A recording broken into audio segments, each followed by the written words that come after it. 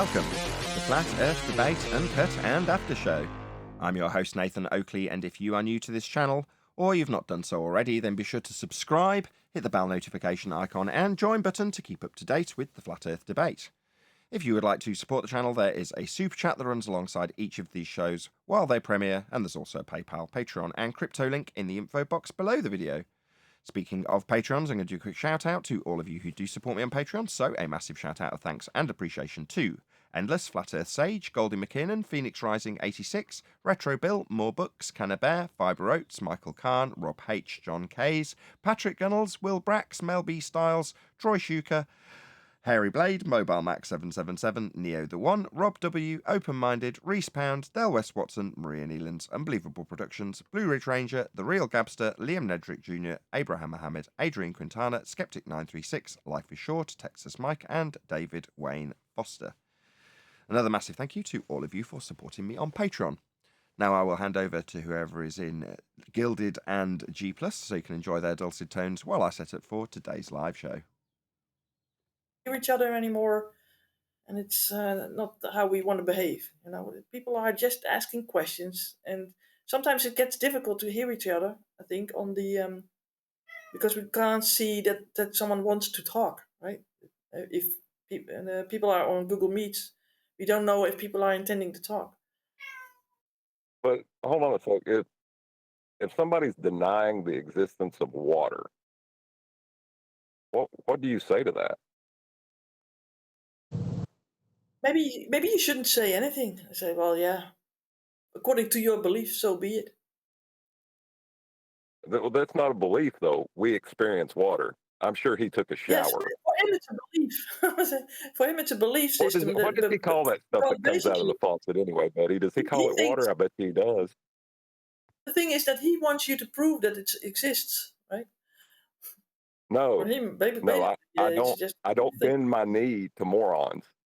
That doesn't happen. If you can't accept water exists, you don't deserve a position of speaking to anyone at that point. That's what I said. According to your belief, so be it, and then don't talk about it again. I mean, that's not a belief, Betty. It's not agree, disagree. Water exists. What we're getting into here is there's a nuance between describing something in detail, and if you break down H2O, that's a description of what it is, but that doesn't alter what we experience in physical terms, and it doesn't matter what it's called. Does it matter if it's called water or sleebum? Sleebum is the stuff that you get under your shower when you get in the shower in the morning. It's the stuff that comes out of the faucet. It doesn't matter. But if you want to sort of major on, well, there's a convention around water and it's described as such. So when you say what's water, it's not really justified if you're just describing what the thing we call water behaves like when we experience it. It doesn't matter what it's called. It doesn't matter about any conventions around it when you're just describing literally the thing that you experience. Right. Yeah. And when I make the claim that water boils at 100 degrees Celsius at sea level, I don't need to justify why water exists or what water is. You experience that. So it's not a belief. It is. But you can specify the sort of water, right? You can have seawater with salt in it, or like regular water. Right? But that changes the description of water because you have to add a qualifier and call it seawater at that point, don't you? Yeah, it's a qualifier. Right. So I didn't use the qualifier of seawater. Why is it being added? Well, sometimes it makes sense to, if you want to have drinking water, you don't want to have seawater.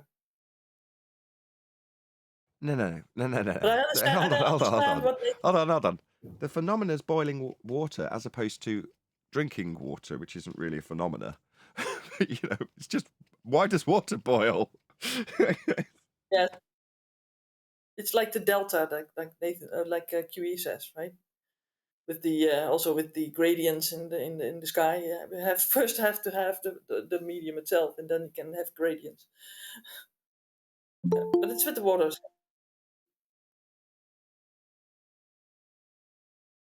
But that's how you eliminate bias, is with the experienced natural phenomenon, you observing that.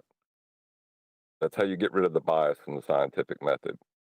Because if it's delusion and only I'm experiencing it, I'm not going to be able to science that for someone else. You see what I mean? Got Paul in, the other Paul. John Paul. No, this is John. Sorry, you guys are getting us mixed up. No, you're not. It's just a lie. Oh, goodness gracious. I Hey, Paul. saw that. Hey, good morning. I saw that this morning. I was like, what in the world? How did my name get in this? I was like, what in the world's happening? I don't know that the volume adjuster actually does anything for me. It doesn't seem to make any difference to their volume. Maybe I'm just. Maybe So that's am I just coming me. through low? Oh no, that's better. Who's just said that though? Was that Paul or was that John? It was the real Paul. Yeah, it was me. This is the first time I'm playing with it. I'm on my phone on my Bluetooth, so I didn't know how it's coming through. Okay, I think What it's. the real Paul? I've never claimed to be Paul. Damn it!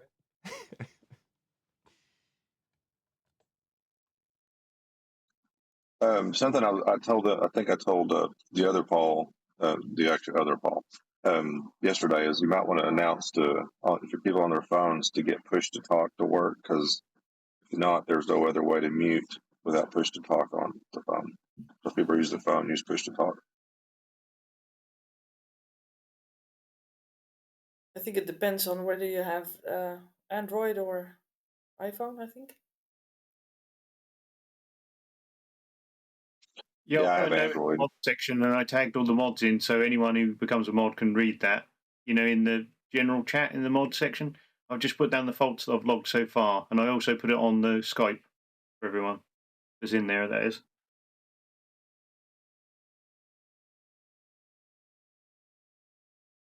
Just to get back to the water thing, because it's really irritating me. For me to point out that you experience water, is it a legitimate question to ask me then, what is water?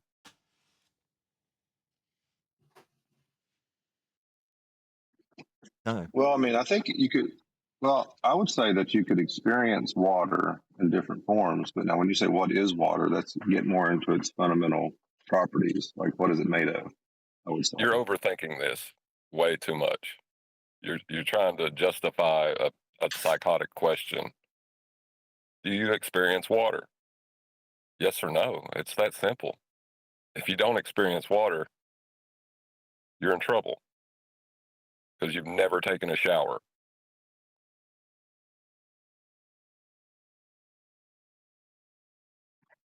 Well, I mean, I could experience. Yeah, I'm not going to say I could experience water, but what if it's some other substance that's poured over top of me? It could be something else. But yeah, I mean, you just have Really? to Are you define. trying You to have to speak right so I define can what see it your is. flash? Oh, sorry, I had my Sorry, keybind John. wrong. You don't think that's water coming out of your faucet? Well, I have an assumption. I trust the I trust the utility company to provide me water, but it could be some other substance without me knowing it. Well, we have a way we can figure that out. Take and put some in a pot, see if it boils at 100 degrees Celsius at 14.6 psi, and you can figure out whether it's water or not. Well, your assumption in that though is water the only substance that boils at that temperature? What if there's another substance that boils at the same temperature? Jesus Christ, I can't But that's believe I not the wasted claim. my time answering you. That if you deny water exists, just stop, think about what you're doing, sit down, and just think about it. I'm not denying that water exists, first of all, but I mean,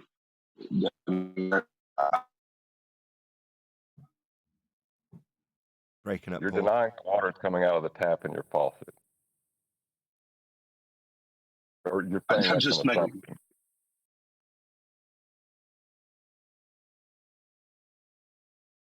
Well, there is an assumption. I said it already. Water coming out of the tap. Well, I have to trust that the company that's providing me the water is giving me water. It could be some other substance. It acts like water. It probably is water, but I'm just assuming that it is water because I'm paying for them to provide me water. It's just water. You know, you've experienced water before, haven't you? What's going on here? I have People no denying idea. the existence of water. No shit, Tent. It's like an existential nightmare of just idiocy at this No, point. this is a whole different argument than the one. I'm assuming, if I could use that word, I heard what Jaron said. There was no doubt it was water. Then he brought in the fact that, is it seawater? Is it water with something else? Is it okay? Well, we know what seawater is. We could put a fire to that and see what happens. We can put some rocks and sediments into regular water and see what happens. And we could just have some even distilled water and see what happens. And then we can just have tap water and see what happens. Those are all 4 different ways water got polluted or came to us. And what was the experiment? Water that was boiling. They to say, well, it could have been seawater. Well, then fine, let's do it with seawater and see what happens. This still doesn't take away the method. Tenth, we can't even get into the method. People won't accept that they experience water at this point. Who That's how doesn't? that's how who does- far Matthias. past Matthias came in. this is gone. But guys, Wait a minute, I missed in Matthias. Discord What? and G+, we've got to have a bit more vigilance about starting sentences before someone else is finished. Thanks. Who's Matthias and what did he say? Matthias is the foul mouth guy, the walking witness. He came in and he asked John, well, show me water. Right. Okay. Is that a okay. legitimate question? Well, maybe the first one is legitimate because we just don't know where the second question about it would be. So yeah, I'll show him water. And then if he denies it's water, I don't want to be around this guy anymore. Why should you have to show somebody water? Like, Because you don't really? know what the second part of the question might be. Why would you need? Oh my goodness! No. But- If someone says, show me water, I say, here's water. And then I'll see what he says. Well, I pointed it out to him that he takes a shower, he walks in the rain, Yeah, he's experienced water. yeah. That's water. That at the end of the day, that's where you shut up. You don't have any right to speak anymore. You just ask what water was. No, if this is the guy I'm thinking of, it's not even worth allowing a person like that to continue. That's nonsense. Well, I have an idea. Don't drink water for about a month and you'll know what water is. I think I kind of maybe John's getting a little frustrated at me because I kind of convoluted the argument slightly because he said the tap water, is that water? Well, I assume that it's water. I trust the utility company providing me water. So I'm a lot of assumptions that it is water, but it could be some other substance. I'm just making an assumption that it is. I experience water in other ways, like in the ocean and rain and other venues, that seems to have the same qualities of water. So I would assume it's water. That's the only argument I'm making. You're right, but let's just take a step back. Right. So what we're talking about is an application in regards to science when it comes to boiling water. What's step 1? Observe natural phenomena. So if you observe a boiling hot spring, it's not going to be fluoridated. Right, but if you can't even get someone to accept that water exists, how are you going to observe water boiling? This is like that guy that came the other day and said, Earth is moving. And I said, oh, really?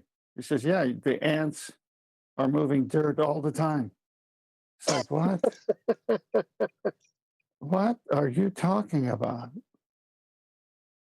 I got a question about that scurvy thing. What was he talking about with that? It's called scurvy. So what? It's still a scientific method proved that the lack of vitamin C caused people to get sick, correct? It's an epistemological fallacy because he's saying that the meaning of the word somehow affects the word itself.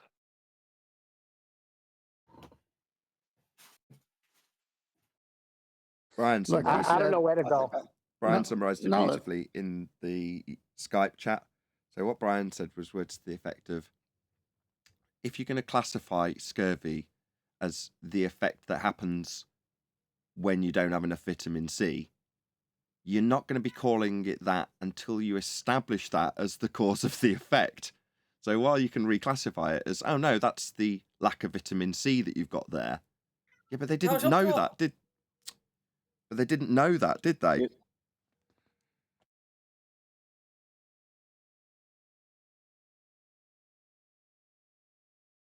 yeah, Right. that They was had to figure out the cause of people getting sick, and they no, found that. out. Sorry, John. Yeah, that whole thing is nonsense. I mean, at one point, I don't know what's Jaren's up to here, but embarrassing part for him, and we have it. He says no such thing as proof, can't prove anything, and then he says, well, the best is, and then his best is kind of like a proof, but it's not really proof. And then he says he was in the middle of some other thing until he decided that when he saw a piece of paper floating, gave him enough proof C's, so he changed his mind. What? I don't even know how to comment. This guy he didn't think through when he said that. He contradicted himself. I think that's what he's saying also. And I still don't know what experiment he's talking about. That Well, nonsense, that The Jack Van de did? Graaff, it's that Van de Graaff machine where electricity is, I guess, introduced in it, and the paper that was laying down started to float. When he saw that was enough blank. I can't say the word because it doesn't exist in his mind. And when he saw enough blank, he changed his mind about the blank. Leave And out he's the blanks. also- Leave out the blanks. Well, I don't know. He doesn't believe in empirical anything, so it's got to be a blank for him. Well, they need that downward vector. But that's not the point. The point is he contradicts himself by saying you can't prove anything. Science doesn't prove anything. And then when he saw paper floating, it was enough proof for him to change his mind. I mean, this is nonsense. I was thinking about this the other day. I think I heard some of what I listened to some of what Jaren was talking about. But if nothing can be proved in science, then how do you know the real world exists around you? How can you even prove that? Well, that wouldn't be science, though. That's just, we're talking about experience, right? What we experience. That's the first step. Well, we got to have an experience of a natural phenomenon, right? Before we can move on to science, there needs to be what is, right?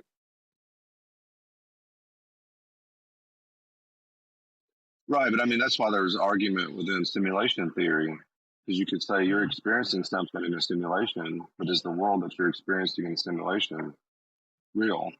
Or whatever you want to call that. So There's one I way think to that's part of test the that. problem. There's one way to test that, Paul. Take That's his denying wallet. the physical world. That's a logical fallacy. There's one way to test that, guys. Just take away his money, and he'll argue with you and fight you. No, I'm not making the argument that the physical world does not exist. I think it does, but I can't think of the right physical philosophical term. It's fundamental belief or something to that effect, which means it's something that's true without something like there's nothing preceding it. If that makes any sense. I forget what the term is. Yeah, to assert a simulation, first you have to have the reality. You can't simulate something that you don't experience. So it's non sequitur. You can't get there from here. Look, guys, can we keep it to exactly what Jaren said? Let's not go off the tracks here. Let's just take what he said word by word and just see if it makes any sense. He didn't say anything about simulation. He didn't say anything about being physical or not physical. You're going to bring every wacko in here if you do that. But the point is, we experience something. Well, I'll just say something. If anybody argues with me on that, I may choke them. Well, But they I won't call it water. experience it. Right. I call it water. You call it water. And we have an agreed upon convention of the word water. But we experience this thing that we call water. Does anybody disagree with that? No. So we're eliminating bias because we do experience water and we can observe water boiling, right? Yep. Now we can enter the scientific method. This is so crazy that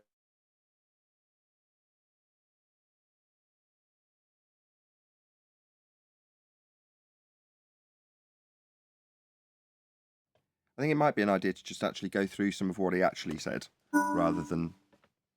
Why does it keep making those noises? Oh, you lost your network connection. Well, isn't that wonderful? Looks like I'm on my own. Wonderful. Maybe we'll play a little bit of Jeren while we get this going again. I don't really understand why I've lost my network connection. Trying to reconnect. Connected to science versus pseudoscience.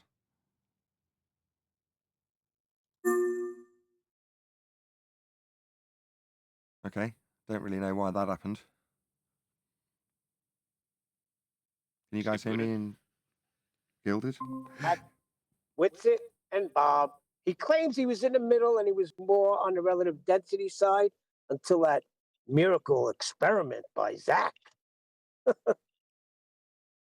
Well, what's the natural phenomenon observed in this claimed experiment?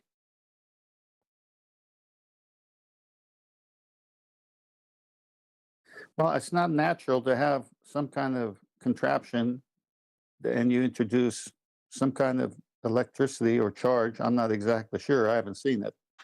But it sounded like it was done like a experiment. And when they put a piece of paper and when they introduce enough of a charge, and I don't know how they introduced the charge, the paper floated. Now, do I see that in the real world? I see wind moving. I see the paper being moved by wind. So I could feel the wind moving the paper. I could put a piece of paper on a desk and blow underneath it and cause it to hover.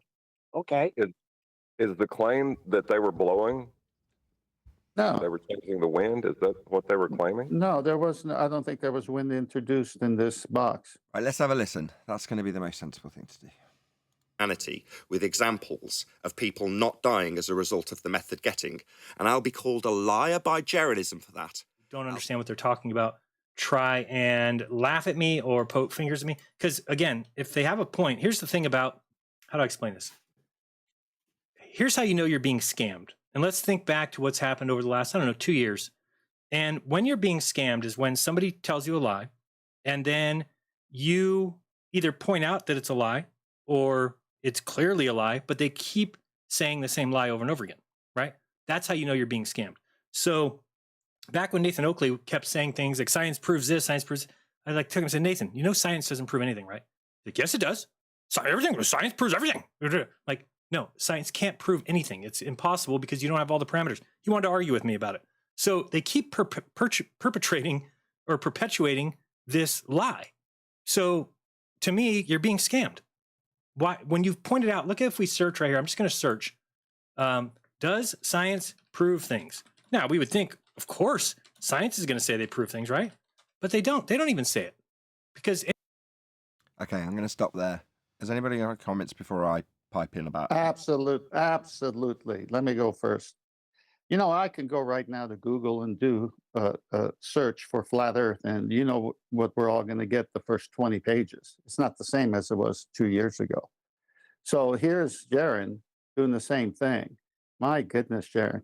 We could read you so many citations from authoritative resources like universities, people who are in the field of the scientific method and teaching it and giving all the steps, which Nathan's done. And it's there. But you didn't see that in the first page of a Google search. So all of a sudden you believed whatever was in the first page of a Google search and said that must be the definition of science from people who push science. Wrong. I have something on that because he confused two different kinds of logic.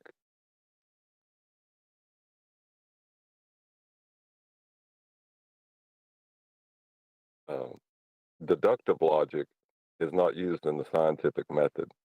It's abductive. So you don't need to know if three-toed pixies are doing whatever. Abductive logic is dealing with what you experience and controlling a phenomenon that you experience.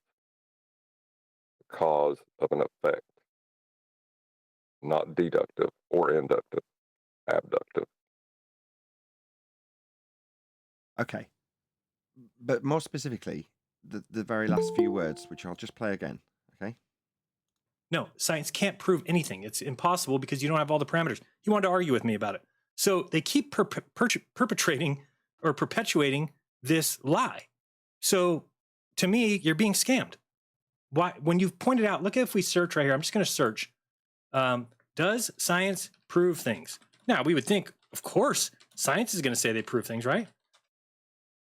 Science is going to say they prove things.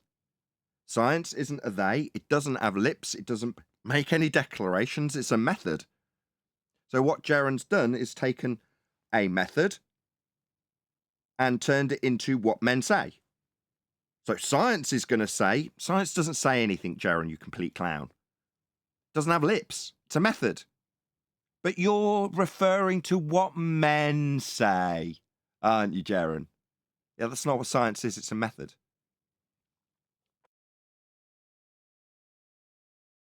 Yeah, that where he pointed out the we don't have all the parameters. He's trying to use deductive logic to disqualify the scientific method, and you can't do that.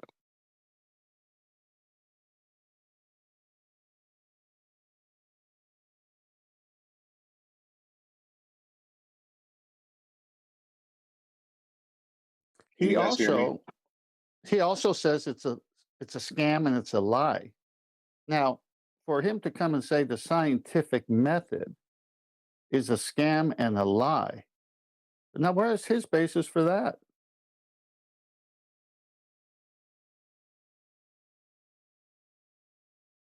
Can you guys hear me? Yeah. I mean, I want to give the benefit of the doubt in this discussion just a little bit. What if the reason people in that, or whether Jaron, whether anybody that's in the science community or whoever says science doesn't prove things, is they're trying to acknowledge at some level that they have limits to their knowledge. Even Jaron kind of alluded to that fact.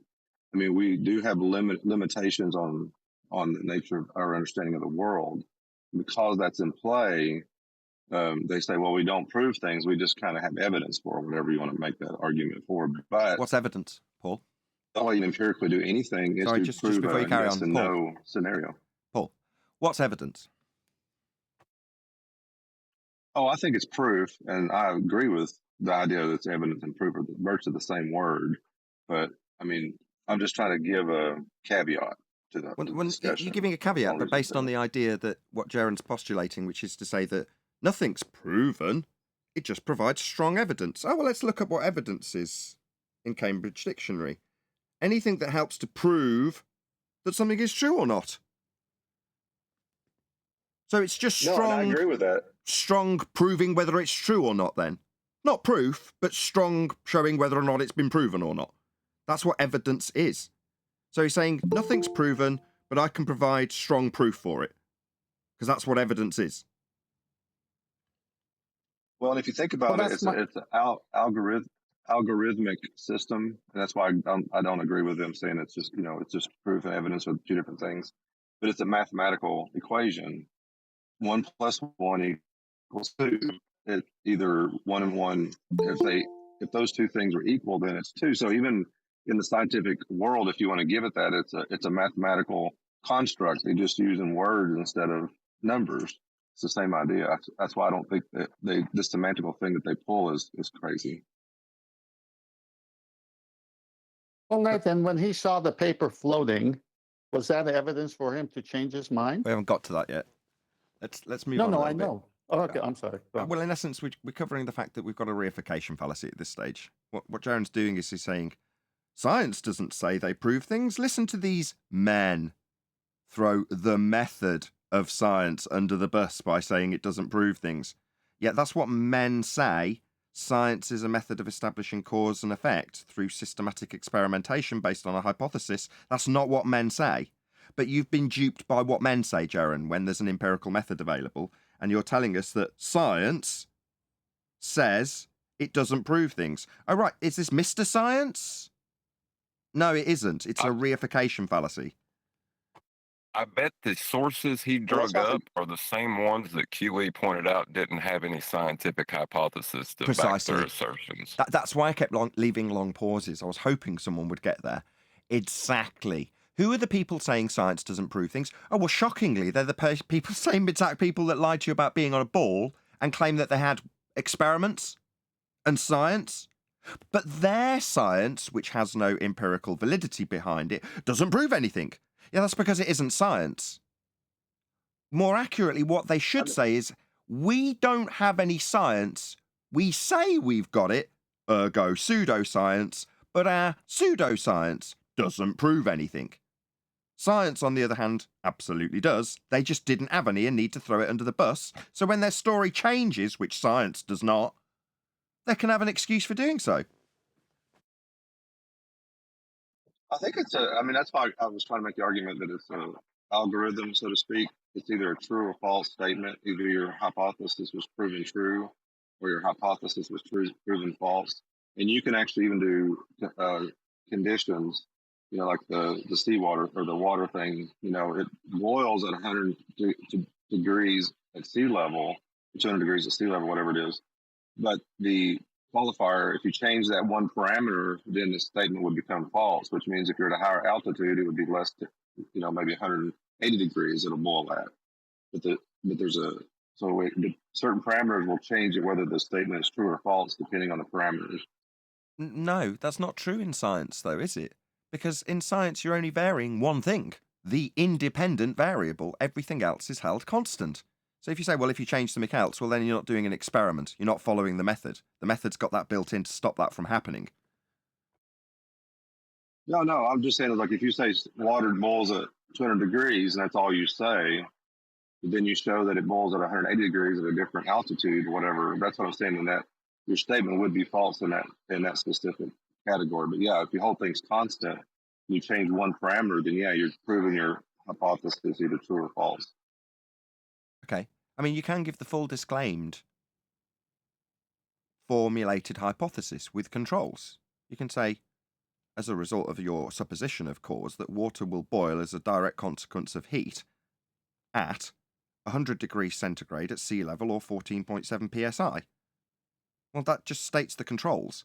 But at 14.7 psi or at atmospheric sea level, it's just declaring that you're not going to vary anything beyond what you've stated as your independent variable. That's why in a bare bones form, you don't have to state the control variables. What are you varying? X. So what are you not varying? Everything that isn't X. So is varying the altitude heat? Well, you're trying to find out if heat causes the water to boil. So are you going to vary altitude? Well, you've got two independent variables. That's a contradiction in terms and not following the method.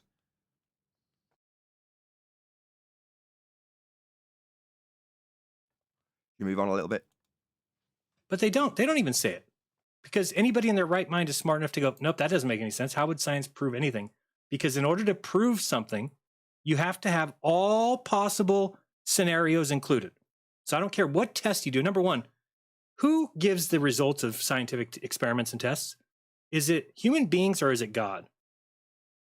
Neither. You put it through a logic gate. If A, then B is your alternative hypothesis. If A being your presumption of cause, and B being the effect that you are studying, then if A, then B is your supposition that you vary A and it causes B. Now, you also have the contrapositive inner hypothesis if you're following the method, which is a null hypothesis. And the null has the complete opposite. If A, the thing that you're going to vary to hopefully cause the effect you're studying, not B. Now, those two statements are mutually exclusive. Both cannot simultaneously exist together at the same time. A cannot both cause B and not cause B at the same time. Ergo, upon variation of A, it will either cause the effect or not cause the effect. Only one of those two things can happen. Now, if you perform the method and do the experiment and vary your assumed cause, at that point, only one outcome will have a tick next to it. But the tick next to it is proving that statement, and one or other will be proven. Either A will cause the effect you're studying, in which case, tick, proven, A causes B. Or you validate your null hypothesis. A does not cause B. Tick, proven in both instances. Jaron simply doesn't understand the logic behind the empirical method. Now, regardless of who reports this outcome, both outcomes cannot simultaneously be true. So there's no, well, this person's reporting that A caused B, and this other person's reporting that A didn't cause B. The two are mutually exclusive and cannot both exist at the same time. It's a violation of the law of non-contradiction. It's a contradiction to assert that it both causes something and doesn't cause something. It makes absolutely no difference who reports it or how they report it unless they lie. But the outcome of the method, the science bit, is empirical.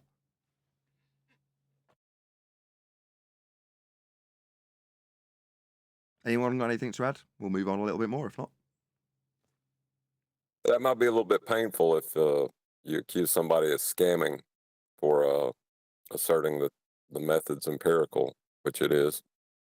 And what men say, which isn't what we claim, aka a straw man Jaron has put up to burn to claim I'm a scammer, is a disgusting way to behave. Number one, even if this was just a difference in opinion, which it's not, Jaron is simply incorrect. Science proves your alternative or proves your null. There's no other outcome. Those are the only two options at the end of an experiment, if you followed the method. Proof of the null or proof of the alternative is the only outcome. It's all the method does. But I'm claimed to be some sort of charlatan scammer for stating that fact. No, it's right there in the logic. If A, then B. Or, not and, or, if A, not B, they can't exist together. You can't cause something and not cause something at the same time. Ergo, the outcome will always offer proof without exception.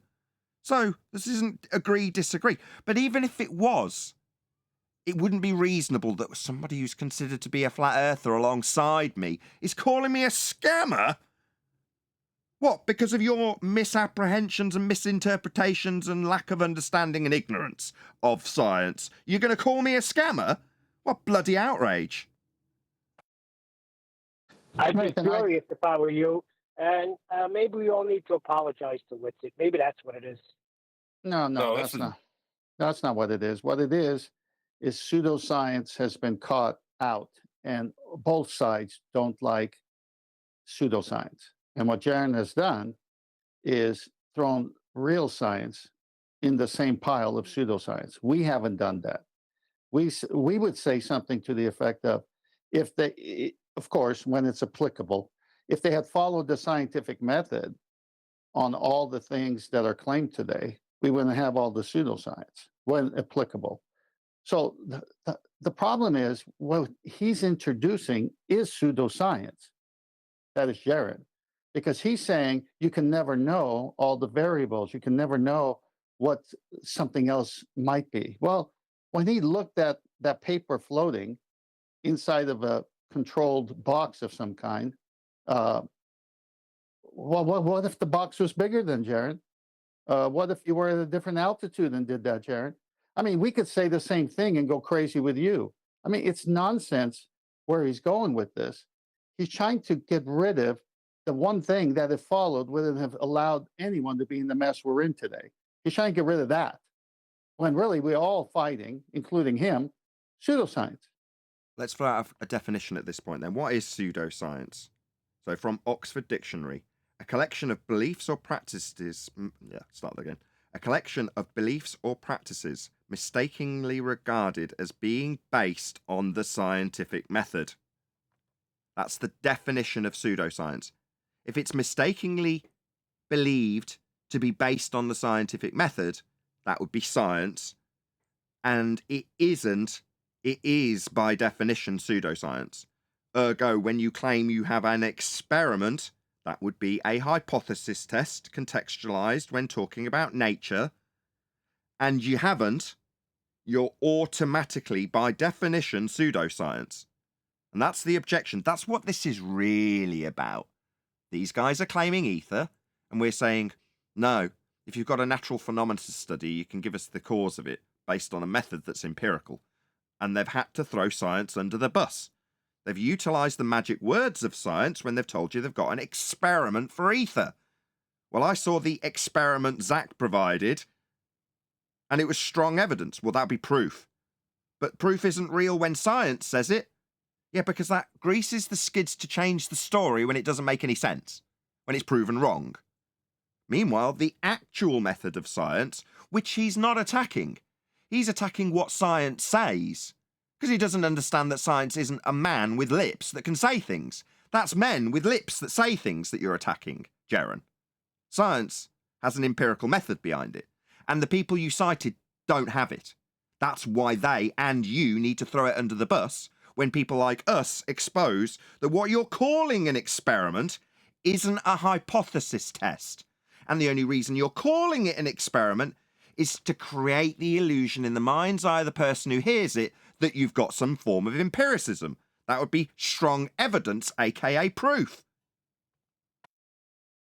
Now, can we attack the claimed experiment that's supposedly strong evidence? We'll get to that at the end. That's when he mentions it. Pretty sure it's human beings. Do human beings have biases? Are they confused sometimes? Did they mistakenly think something was true when it wasn't? Did they kind of fudge some result? Of course. And meanwhile, can you fudge a result that can only violate the law of non-contradiction if you do that? No. Science has an empirical method built into it, where if you prove something causes an effect, you automatically disprove that it didn't cause the effect, and vice versa. So while men can do that, Jaron, science cannot, because it's a method with empiricism, unlike men, who is what you are attacking. The same men you'll cite in a moment. It's human beings. So every single science experiment that's ever been done has been run through the filter of a human being. Okay, so that right there tells you science cannot prove things. But look. No. Every single actual scientific experiment has been run through the logic of the hypothesis. If A, then B. If A, not B. That is the filter that the logic of science has been put through. Not through the interpretation of a man, Jaron. You're just ignorant of what science actually is. And I'm here to tell you just how ignorant you are when you describe what men do and what they put through a filter, when the logic filter science has is if A, then B, or if A, not B. That's the logic that science goes through, not what men say. You don't understand what science is. You think it's what men say. It isn't. Look at science proof is a myth. Okay? except for its complete lie. While they provide very strong evidence for those theories, they aren't proof. Common misconceptions about science. Real scientists never use the word scientific proof because they know no such thing exists. But Nathan Oakley will tell you that these are all wrong. Science does prove things. Yeah. Okay, so it says real scientists. A real scientist is somebody who varies and manipulates their independent variable to see if it causes the effect they study. That's a real scientist. So I challenge you to provide a scientific experiment from these quote-unquote real scientists, if that's what they are, because that's what a scientist is. But what you've actually got is a statement on the headline of a wiki parroted search you've done that says quote-unquote real scientists. Well, what makes them real? If they're not proving anything, according to Jeran, what, pray tell, is real about them? Oh, nothing's real about men who can put things through filters. Meanwhile, the scientific method has a logic that gives you empiricism, Jeran. Sure. Forget what you've read. Science can't prove a thing. Understanding science, how science really works. So science can accept or reject ideas based on evidence, but it doesn't prove or disprove them. That's a contradiction in terms. It can accept or reject. So it can accept then. Right.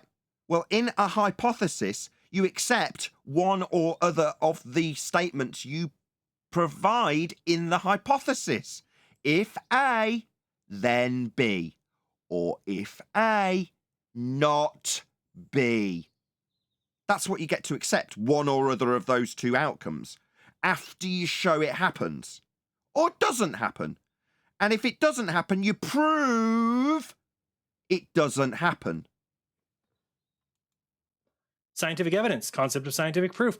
Scientific evidence is evidence that serves to either support or counter a scientific theory or hypothesis, but it does not support a scientific hypothesis. Right, so we need to get down to defining what that is, don't we, Jeran? If that's what science is, it's going to involve a hypothesis. What's a hypothesis? Oh, I've gone over it several times. If A, then B. Or if A, not B. That is a hypothesis. And only one of the outcomes can and will be proven if you vary what you assume causes the effect you're studying. So these clowns that you're wiki parroting with your little cursory Google search are not only contradicting themselves, but including the very same language they've had to hijack to create the impression that they have some of the empiricism science offers, with words like experiment and hypothesis. So let's get down to the nitty-gritty of what a hypothesis is. It's your supposition of cause when studying an effect in nature. And the contrapositive, that's called a null. That's what a hypothesis is, Jeran. I note that you didn't define any of these terms when you did your cursory Google search and parroted the headlines. So you could call me a scammer. Anybody got any comment before I move on?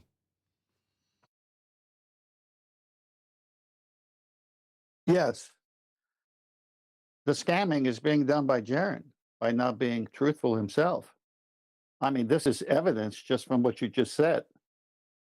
I mean, my goodness, someone listening to his tirade and then listening to a rebuttal like today is going to have to decide who's scamming who.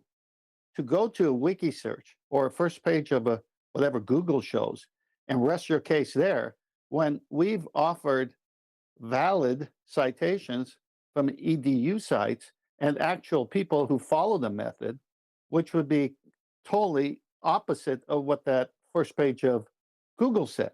This is the very thing that I initially subscribed to Jeran's channel for, because he was showing how NASA lied and how he could show that what they put on the internet is a lie based on this, and the other. And now he's doing the same thing. We're not scamming anybody. He's the one who's doing the same tricks, the parlor tricks of the world to control how news is coming to you through the internet and making sure that you don't scroll down 90 pages to find the truth. This is ridiculous. I got something to say before you go on. He's been compromised. And it's sad when all the ballers and anti-flat earthers and my son agree with him. Well, I just think I think that as humans we're prideful, and I think that in this moment he's wrong, and I think that there are two ways to approach it. I mean, he could have friends in his corner that say, "Look, I know you feel strongly about this thing in your mind, but the problem with the thing in your mind, it's inconsistent with the people you're critiquing. Here's how XYZ, XYZ, so you got to be fair." Any reasonable person would be like, "Yeah, you're right." Now, the alternative to that could be you inflame his pride by any of the various things, like saying, "Oh, he's an idiot, oh, he's this, oh, blah blah blah blah blah blah blah."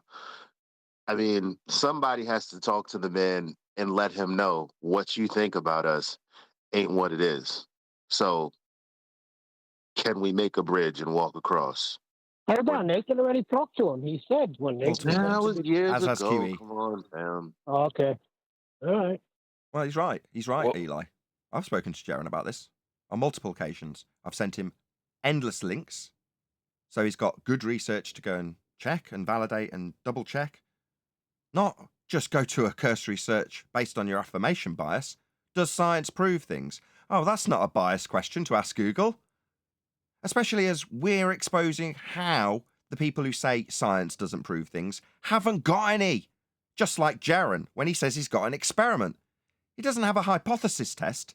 It's not based on a method that's empirical. No, quite the contrary. He'll throw that empirical method under the bus when we expose he hasn't got any of these things. But yet these things are mentioned in this search, like a hypothesis. For the experiment that Jaron's going to grease the skids by using that word to make you think it's real.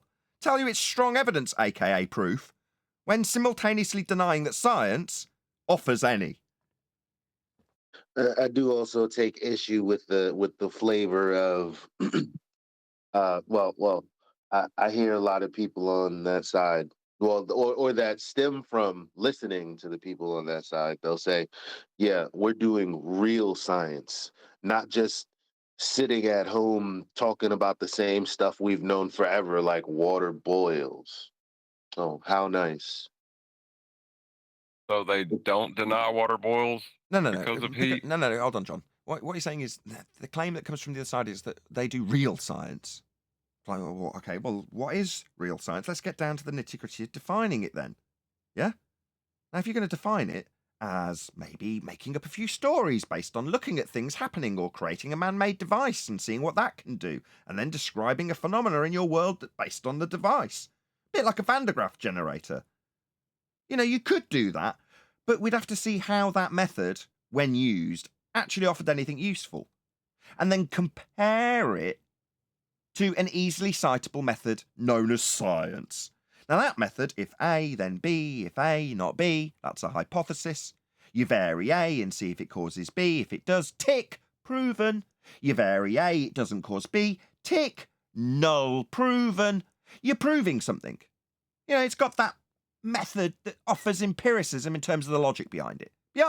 Now, obviously, if you just so story about what you say science is when you do your quote-unquote real science, we're going to see the veracity of the method that you've employed. And then we'll compare it to the veracity of something empirical that has advanced humanity. Obviously, we can get down to the stupid brass tacks of whether or not it works, with examples of boiling water and a hypothesis with controls stated clearly, and how you can vary that which you assume causes the water to boil, to show how the method works. And then you get your reply. Well, that doesn't prove anything. Really? So you're a sophist? But he's attacking abductive logic without attacking abductive logic. He's going after deductive logic, which is not the logic that the scientific method is based on. It's nonsensical. Yeah, deduction. Does it cause it? No, it doesn't. Oh, so you... Let me just phrase this very slowly for Jaron. Proved it doesn't cause it. Yeah, that's proving something, Jaron. Shockingly, it's the outcome in both events. Because if it does cause it, yeah, say it really slow. Proved it caused it. So either way, you're proving something. But Jaron's going to deny that because he doesn't have this empirical method attached to anything he's claiming when he talks about ether. And it's embarrassing when we point that out, because he loves science. It's great science when it can change itself along the road. That's brilliant. That's just the kind of science I need to scam people when I haven't got any empiricism. So that's what he's doing, throwing the real science under the bus, because when he says experiment, he wants you to know it's strong evidence, meaning proof by dictionary definition. But not proof if it's science, because then we might get into the nitty-gritty of what science really is, and it's obvious I haven't got it. So that's not proof. These people are scammers.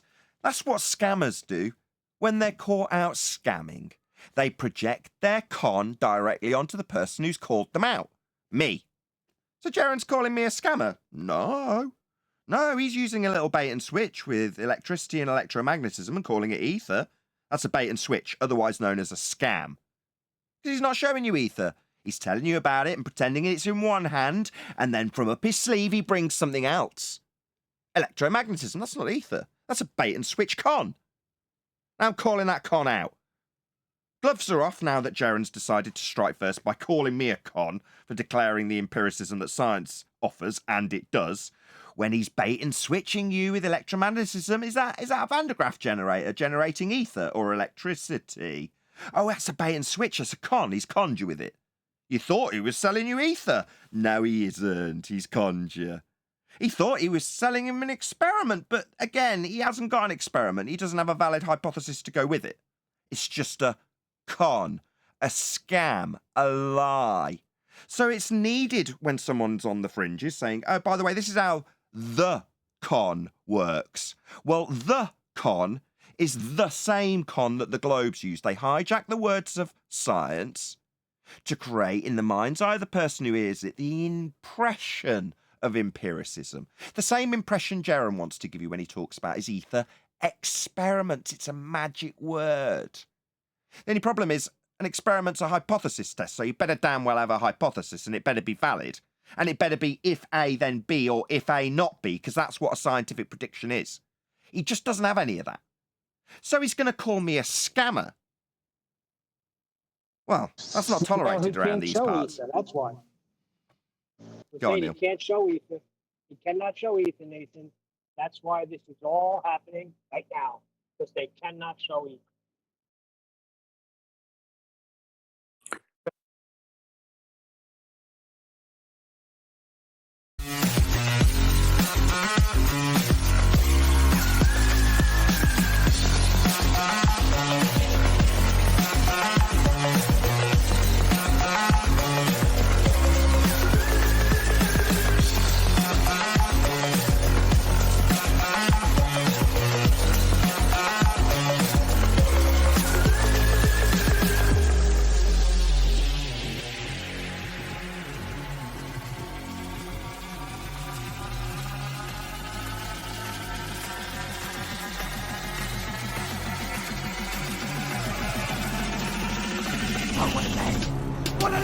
Welcome to Flat Earth Debate Live.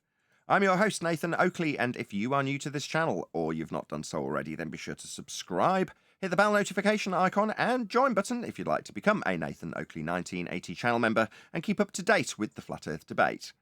If you would like to support the channel, there is a super chat that runs alongside each of these shows while they are live, and there's also a PayPal, Patreon, crypto, and thanks button in the info box below the video. Most importantly, if you'd like to join the discussion, simply mute the page you are currently watching, then click the link in the info box below this video to join the discussion and express your views on the nature of Earth. If you do join, please don't swear. If you do, you'll be ejected. And if you are, please don't try to rejoin the stream using sock accounts. You'll be warmly welcome back on the next stream. Please also share the show on social media. Sharing the show obviously increases the live audience, but this in turn increases the chances of a more diverse panel, so please share the show on Facebook and Twitter. Now we are joined by 10th Man, Refracted Curvature, Neil, Eli, Arwin, Chocolate Saiyan, and a whole bunch of people in our new server, which is Gilded. So welcome, one and all. Hey, I don't know about welcome. I don't know No about one's you given guys. me an invite. Go I ahead. don't know about you guys, but I'm not a guilding. Anyway, good morning, everybody. Whoa. Yeah. I wanted to say two things before we kick this day off, and something that was interesting. Somebody said an echo chamber isn't necessarily a bad thing if you're echoing the truth. Number one, and number two. Here's the thing. We argue together with each other on this live show and after the show's not, live on air. Like we argue, we talk things out, we reason till we come to a conclusion like normal people do. Uh, then you have the other production. Can anyone remember when they're at odds, like natural human beings? Nope. Like that's not a natural thing, for people to come together under not proving anything. I don't know what that is, but Okay, I thank love you. you all. Thank you, Eli. We're going to go out through housekeeping. Fascinating. No, that was. Okay, any evidence of a physical geometric sphere edge? That's a horizon formerly known as the curve of the Earth. No. The true business. Nah, we ain't got none of that. Any evidence of axial rotation of the Earth-based variety?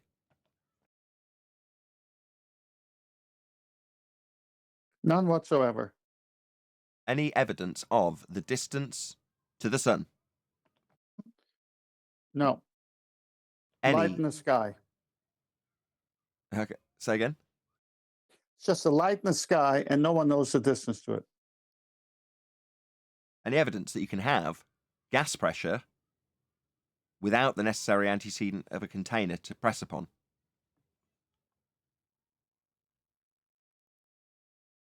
Well, that's an impossibility. You can buy a can of hairspray or get your propane tank filled if that was so.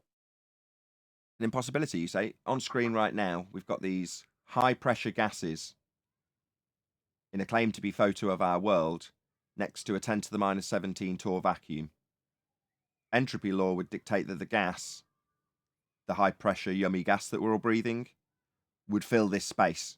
Gas expands to fill space, and this is a space. They call it space. So I have a problem with this picture. How did that hand get there? aside from the hand, if the sky was a vacuum, then the gas we breathe would fill the space. Of course. Any evidence of a self-perpetuating molten iron core at the centre of a presupposed spherical Earth?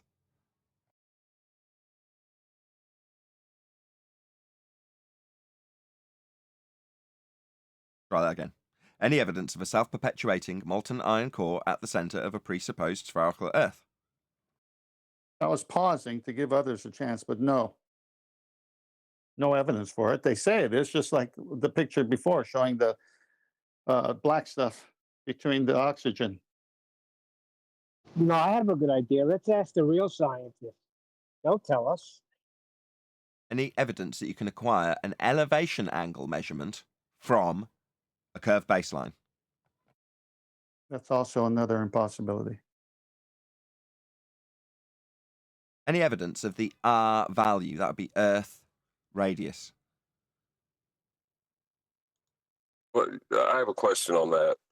When you apply the Habersign formula in celestial navigation, are you applying it to the Earth? And if it's a transformative equation, why are you doing that? So your question is, if you're applying a transformative equation to Earth to transform it into a sphere, if it's already a sphere, why are you doing that? Is that me paraphrasing your question correctly? Yeah. Why would you need to apply a transformative equation to the ground if it's already a sphere? That might become a housekeeping question, by the way. I just want to put you. Just about to pull you, Paul, because of all the jokes in the pre-show. Sorry. John has dropped in something that may very well become a housekeeping question. He's dropped it in so subtly and beautifully as well, but I'm gonna labour it because you did such a good job of dropping it in like it was meant to be there.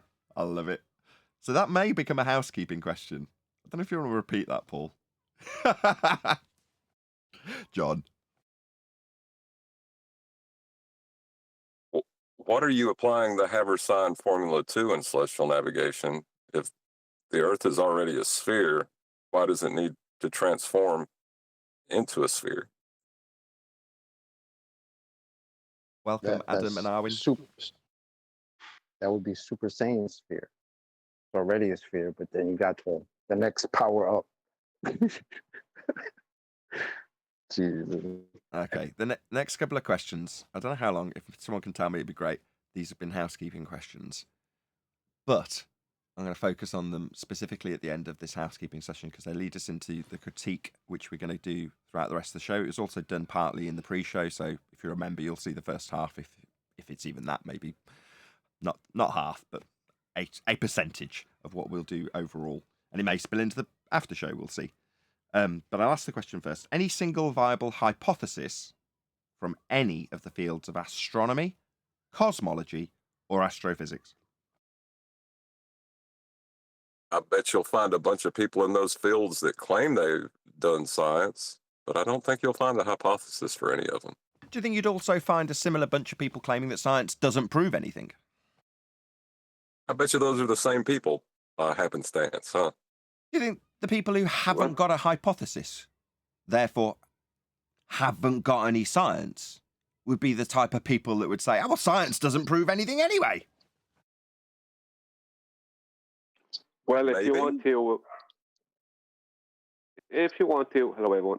If you want to push an idea out there and then somehow for that idea to gain traction and for other people to maybe start calling it science, and then you kind of agree that it is, then that would be the route to go. How long do you reckon we've been asking this question? A long time. Pseudoscience does not want the scientific method. So, of course, they're going to say those things because the scientific method will out them when it's applicable. So as an example, you'd have a globe believer come along and say, well, of course, we've got scientific evidence of gravity. Let's ask the question. Is there any scientific evidence of gravity? No, there isn't. There isn't a natural phenomenon. Okay, let's define a few But terms. What is scientific evidence? Well, it starts with a natural phenomenon, something we observe in our natural world, not something we conjure, something that's observed. That's the starting point of it, and from there we try and find the natural cause. There has to be a natural cause, a 3D natural cause, to a 3D natural effect, because it's all based in all scientific evidence of natural science is based in our natural 3D world. It's based around the physics. Okay, I mean, that's the medium form version. The short form version is scientific evidence is a result of an application of the scientific method. That is scientific evidence. So an application of a hypothesis and an actualization of that hypothesis. The end result of an actualized hypothesis, otherwise known as an experiment, is scientific evidence. We all clear? Well, what if I pick something up and drop it? Did you observe that to occur in nature as a naturally occurring phenomena, or was the effect synthetic? Rain coming down. Yeah, rain coming down. Rain is something that you observe in nature. That's a naturally occurring phenomena. You can suppose the cause of the effect and then suppose the same cause does not cause the effect. That's a null hypothesis. And then you can actualize that as an experiment by varying that which you assume causes the effect you saw in nature. And if it does, you validate your presumed cause of the effect. That would be if A, presumed cause, then B, the effect you observed in nature, in this case rain, tick, validated, proven. You also, ipso facto, because they cannot simultaneously exist together, invalidate the null hypothesis. So if A, supposition of cause yet to be validated, then not B. Well, you can't both cause something and not cause it at the same time. Ergo, you can only prove one and disprove the other. That's the only outcome. But what if I want to manipulate something that I can't manipulate to cause the effect? So a independent variable, or your supposed cause of the effect, yet to be validated at this stage, has to fulfill 3 criteria. It must be, first and foremost, your presumed cause in the hypothesis. Number 2, it has to be real. And number 3, it must be capable of being varied and manipulated by you, the researcher. So it's got to be in the hypothesis, i.e. if you say you're going to vary, I don't know, heat, then heat must be the thing that you actually vary.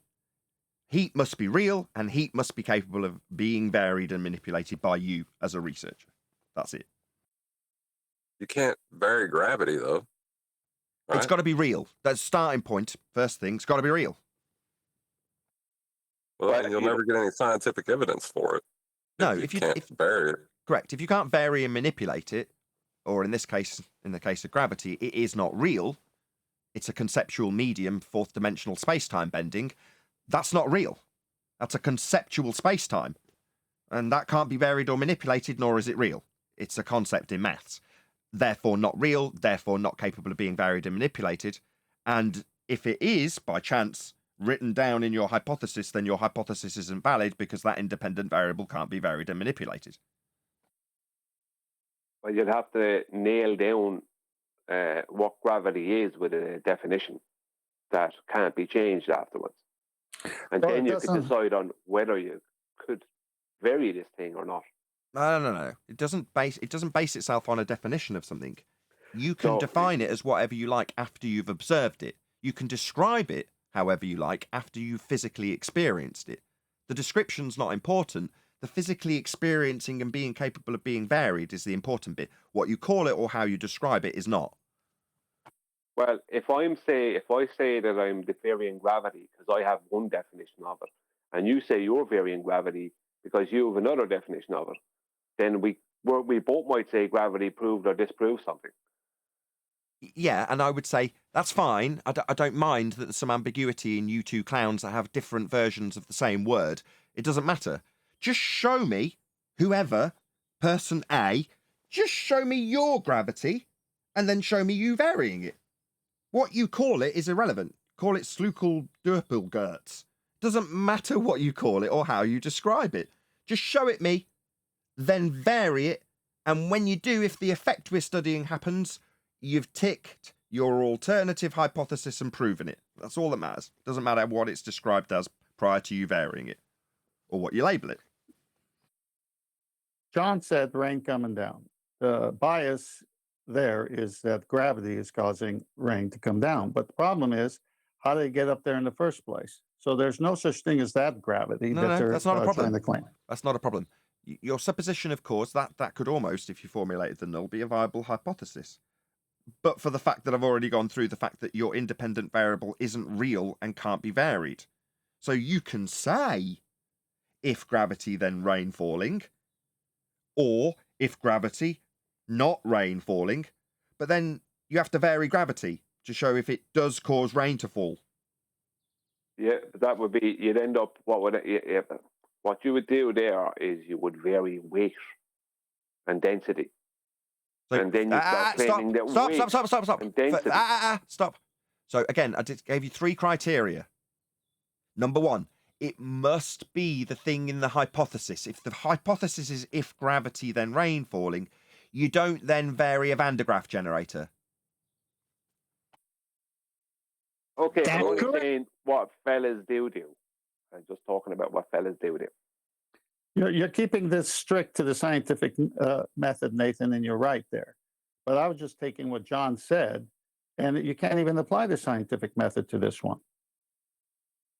No, because your independent variable must be real, must be capable of being varied and manipulated, and must be the presumed cause of the effect in the hypothesis. So, if, for instance, you suppose ether, and you're trying to validate empirically that ether causes things, then you know what you're going to need to do? You're going to need to vary and manipulate ether and show that when you vary and manipulate ether, the effect you're studying is being caused by it. That's if A, ether, then B, whatever bollocks somebody claims is caused by ether. You'd also have a null. You'd also have a null if ether, then not whatever bollocks I'm claiming ether's a result of. Now, once you've got that null and alternative, you have to vary ether and see if it either does cause the effect you're studying nature, or, can't be and, or does not cause the effect we studied in nature. Okay, so we're all clear up until now. So, do we, bearing in mind we have to use the thing actually in the hypothesis, that's ether, now start varying electric currents and electric fields when our hypothesis says ether? No, we do not. That's a swindle, a con, a scam. If you bait and switch somebody into thinking that you're proving something, ether, and then you change it for a different suitcase that's behind you, and as the ether suitcase closes, you open up an electromagnetic suitcase. That's called a bait and switch scam. I mean, that's what we highlight, and that's why we ask these questions about any viable hypothesis from any of the scamming fields that scammed you about a globe. Those scammers also have to throw science under the bus because they don't have any. Those scammers who scammed you for the globe belief you had. I just want to one thing real quick, John, because one of the meanings for pseudoscience is intentionally deceive. So if you're doing that, you're pulling a bait and switch. That's intentional deceit right there. So that's pseudoscience. Well, if you have to do the same thing that they do with gravity and bait and switch with ether and bait and switch with it, how can you say you're any better than the people that assert it's a globe? You can't. It's much better to just silence the person that has been highlighting for many years how the magic trick of science and the words like experiment are used to con people into believing you've got some empirical proof, aka strong evidence. You can con them if you use those words, but somebody around you pointing out that those words have a meaning, like experiment, means a hypothesis test, so you better have a hypothesis. Somebody pointing that out better be silenced. Better just go on a campaign shutting up the person that's humiliating your lies and scams. While we're here, we're going to define what pseudoscience actually is. From Oxford Dictionary, a collection of beliefs or practices mistakenly regarded as being based on scientific method. That's what pseudoscience is. So, for example, if you would say that you'd got an experiment and you were talking about phenomena contextually, that's a hypothesis test, because that's what a scientific experiment is. So if you haven't got a hypothesis, you're mistakenly regarding your quote-unquote experiment as being in some way scientific when it hasn't adhered to the method. Ergo pseudoscience. A sham, a scam, a con, a lie. What about though if you say that science doesn't prove anything? Science has got an empirical method attached to it through the logic that's employed when you put something through the method. Only one of the two outcomes in a hypothesis can be and will be proven if you actualize the hypothesis. Actualization of a hypothesis is again an experiment, a hypothesis test. Well, the actualization would be to vary what you assume causes the effect and see if it causes it. If A, then B. vary A, cause B, tick. You've validated that hypothesis. But it also has a null. If A, not B. Now, if you vary A and it doesn't cause B, tick. You proved your null prediction. Proved something. In both cases, you vary A and it doesn't cause the effect you hoped it would cause that you're studying. You prove your null.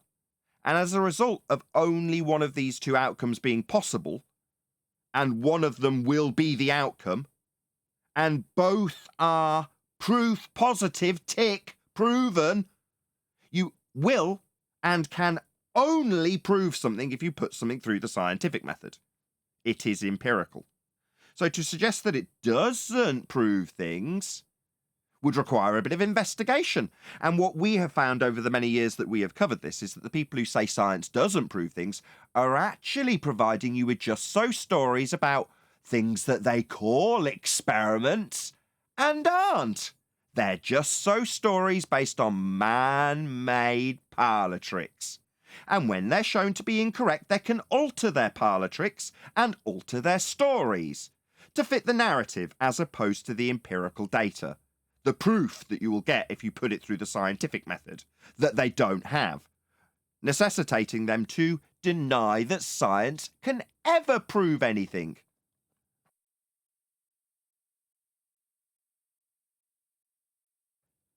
We're going to move on because in the pre-show we were covering Jeranism's outrageous claims that I'm a scammer because I cover the scientific method and its empiricism. So we're going to carry on with that if everyone's cool with that. Scientific proof. There is no such thing as proof. So only Nathan Oakley knows the truth about all these things. So they want to spend time on their show making fun of me because I said science can't prove things. Science cannot prove anything. How would it ever do that? Well, let me answer that question, Jaron. By an application of an empirical method that only has proof as the outcome, you can either vary what you assume causes something and see that it causes it, or you vary something you assume causes something and it doesn't cause something.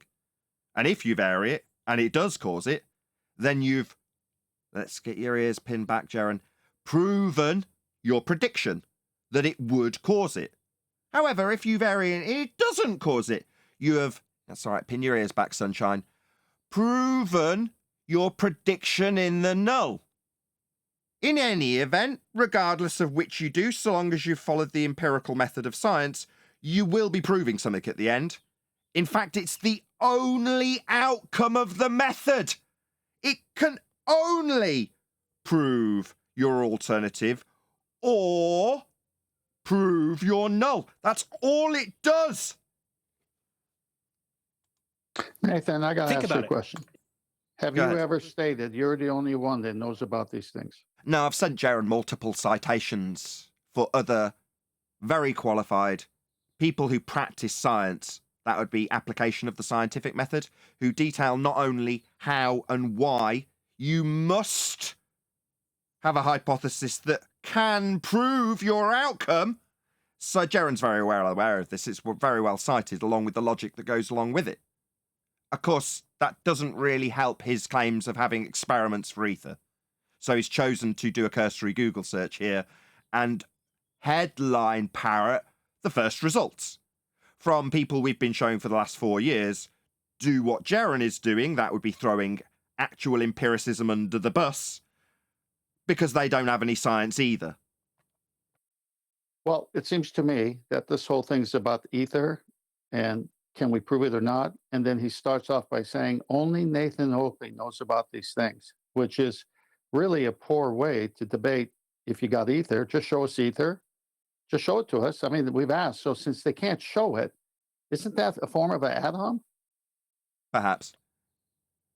Shatner's bassoon says, either you have empiricism or you don't. Thank you very much for the super chat, Hey, Shatner's Nathan? bassoon. I think Jaron's accusing you of inventing abductive logic. I'd go ahead and accept that, like hands down. That's awesome. No worries, Jaron. I absolutely accept your premise that I am the arbiter of the cause and effect reasoning that has advanced humanity from way before I was born. Yeah, I'll accept that. No worries, Dumbo.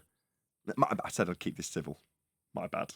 My last message to Jared was like, look, I'm covering it on a live show. I'll keep it civil. I will. I take that back. No matter what you try and prove, and these guys, I heard them say the other day, oh, science proof is that the water boils at 100 degrees. That's not proof of anything. Number one, what kind of water? Are you talking about distilled water? Are you talking about ocean water? Are you talking about dirty river water? Because guess what? It's all different. Okay? So there is no, you can't just say water boils at 100 degrees. That's stupid. That's not proof of it. There's no proof of that. Okay, so so you can't just say water boils at 100 degrees. Now, number one, Jaren, I'd prefer if you didn't tell me what I can and can't do. I mean, that's good by you, yeah? I mean, obviously, in this community, people are very sensitive to the notion that they're being told what they can do. But I can definitely say that water boils at 100 degrees at sea level. And it's also a scientifically validated statement because it can go through the method. If A, that's heat, then B, the natural phenomena of water boiling. Now, there's also a null in that, which is if heat, that's your presumed cause in this yet to be validated hypothesis, then water does not boil. So you stick your kettle on the stove, you apply heat, and if it doesn't boil, you can prove that heat doesn't cause water to boil 100 degrees C at sea level. I mean, you can validate it if it didn't cause it. However, if you apply heat, that would be your independent variable in this supposition of cause, in this scientific prediction known as a hypothesis, you will cause it to boil at 100 degrees C at sea level. That's a proven, scientifically verifiable fact. Proof. Did you claim that muddy water or seawater, or did you just say water? I just said water. Because you didn't put a... Oh, wow. So why did he add those qualifiers on of muddy water and seawater? It's almost like he's trying to change the parameters to make the statement untrue. Well, he added them. He added them so he could then defeat them. You know, he added, could it be seawater? Could it be muddy water? Because we don't know. What we don't know now, you've introduced two different additives to water. We don't know because you added them. I see. So it's confusion because you've added extra parameters that weren't in the parameters originally for this, let's be honest, incredibly dumbed down description of how you can validate something by varying it to see if it causes something. Yeah, it's very, very dumbed down. But what we're actually doing is arguing about whether water boils at 100 degrees C or not, and whether or not people can say that. We're arguing about Jaren's permission to state that water boils at 100 degrees C at sea level. Nathan, yeah, the English are known for tea drinking. If I was to come to your home and I'd say, can you give me a cup of tea? Would you ever say, well, you want me to boil muddy water? Would you like me to boil seawater? Would you like me to boil normal water from the tap? Would you ever do that? No. Okay, enough said. It depends on exact, and then you don't know all the parameters that go into things. So nothing can ever be proven by science. So if somebody has been pointed out this, I've pointed this out to them numerous times. What do? They sit on their debate channel and laugh at me. So I know that whatever they're doing over there is perpetrating a scam. I don't think this is funny at all. No. Hang on. Well, hold on, QE. While you laugh, this is the bit that has basically got me absolutely furious to the point where I'm effing and blinding him on Skype because this is an absolute outrage. What Jeren, who is supposed to be one of our own, has done here is called me out as a scammer. Now, I'm not going to be in the slightest bit ashamed to blow my own trumpet here, but I've dedicated the last 7 years of my life full time to this subject to disseminate truth to an audience in the exact same arena as Jeren. And what Jeren has done with that statement is quite literally threaten the livelihood of me and my family. That's what he's done. Now, frankly, at this point, I'd prefer Jeren just got hit by a bus. Because he's dead to me at this point. I just want him to be absolutely clear my sentiment when I said I hope you die in hell in my comments to him. He's dead to me. What he's done is, because he's wrong about something, or even if it was a difference in opinion that we could discuss, he has decided to label me as a scammer. Now, in reality, he's doing that because we're pointing out the fraud scam that is a claim of an experiment without a hypothesis attached. And he's projected that scam directly onto me. That's an absolute outrage. It's disgusting. I'll read out these super chats after a few comments. I'm sure you've all got something to say. Can you replay that part again? Because I wanted to say something. Water boils at 100 degrees. That's stupid. That's not proof of it. There's no proof of that. It depends on exact. And then you don't know all the parameters that go into things. So nothing can ever be proven by science. So if somebody has been pointed out this, I pointed this out to them numerous times. What do? They sit on their debate channel and laugh at me. So I know that whatever they're doing over there is perpetrating a scam. Okay. We laugh at you, so we're perpetrating scam. But we're not laughing at you because you said something silly that your ego won't allow you to admit it was silly. So because we laugh at some words that came out of your mouth, we're perpetrating a scam. This is so low, so ridiculous. Come and prove it, and we'll take back the laughing words. Or is laughing words. I don't know what it is. The whole point is we're not laughing at you as a fellow flat earther. We're laughing at the statement that came out of your mouth that you can't prove to this day. And then now you come and say we're scamming. The statement, in case there's not clarity being given to that, the statement is that they've got an experiment for ether. It's quote unquote strong evidence. That's proof, by the way, by definition. But the denial of scientific method to provide proof has only come into effect because there are claims of science that we overcome in the globe arena. Now, by its very nature, that means it's a sword that cuts through the same exact magic trick if used by flat earthers. Now, 4 years ago, I went and said pretty much verbatim the exact same words to Bob Nodell. The problem with this overcome for all the globers who have had this sword stuck through them is that if anybody on our own side starts to utilise this magic trick of calling things science when they're not, the sword's going to be cutting through them too. It cuts both ways.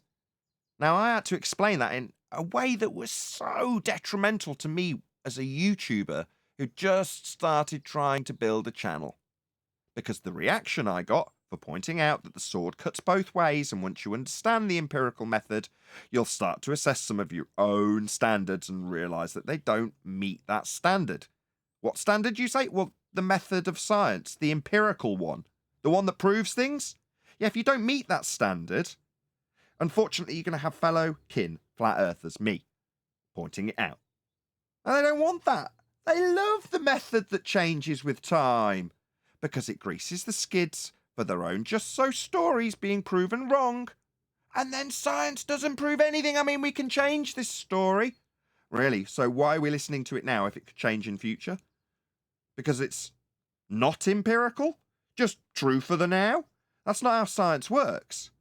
If you vary something and it causes something, you're not going to come back tomorrow and find that you vary the exact same cause and it doesn't cause the effect.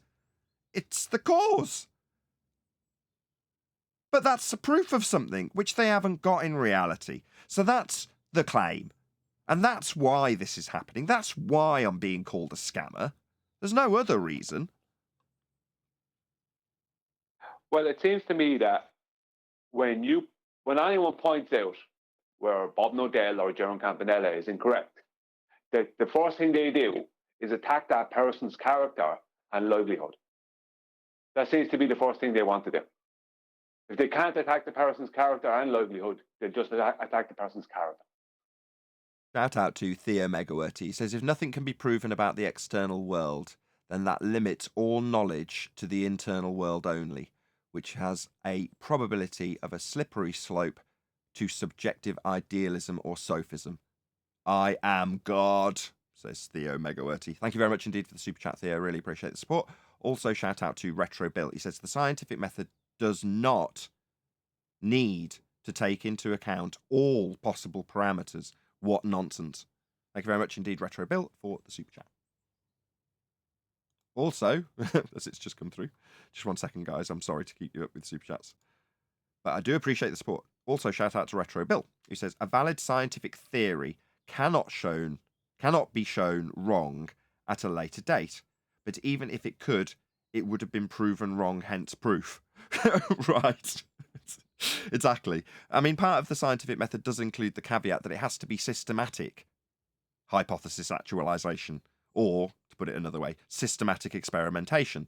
When they talk about the repeatable aspect of it, that's what they're talking about. They're saying you want to see that it's done over and over again, because if somebody does it once, there's a reasonable chance that they haven't followed the method properly. If they have, it won't make any difference. Every time that scientific experiment is performed, you'll vary the presumed cause, which you already know causes the effect, and the effect will be caused. That's what will happen every single time. Sorry.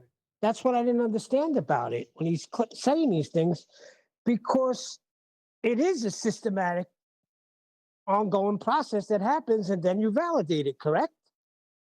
No, you have to be able to repeat the experiment over and over and over and over again.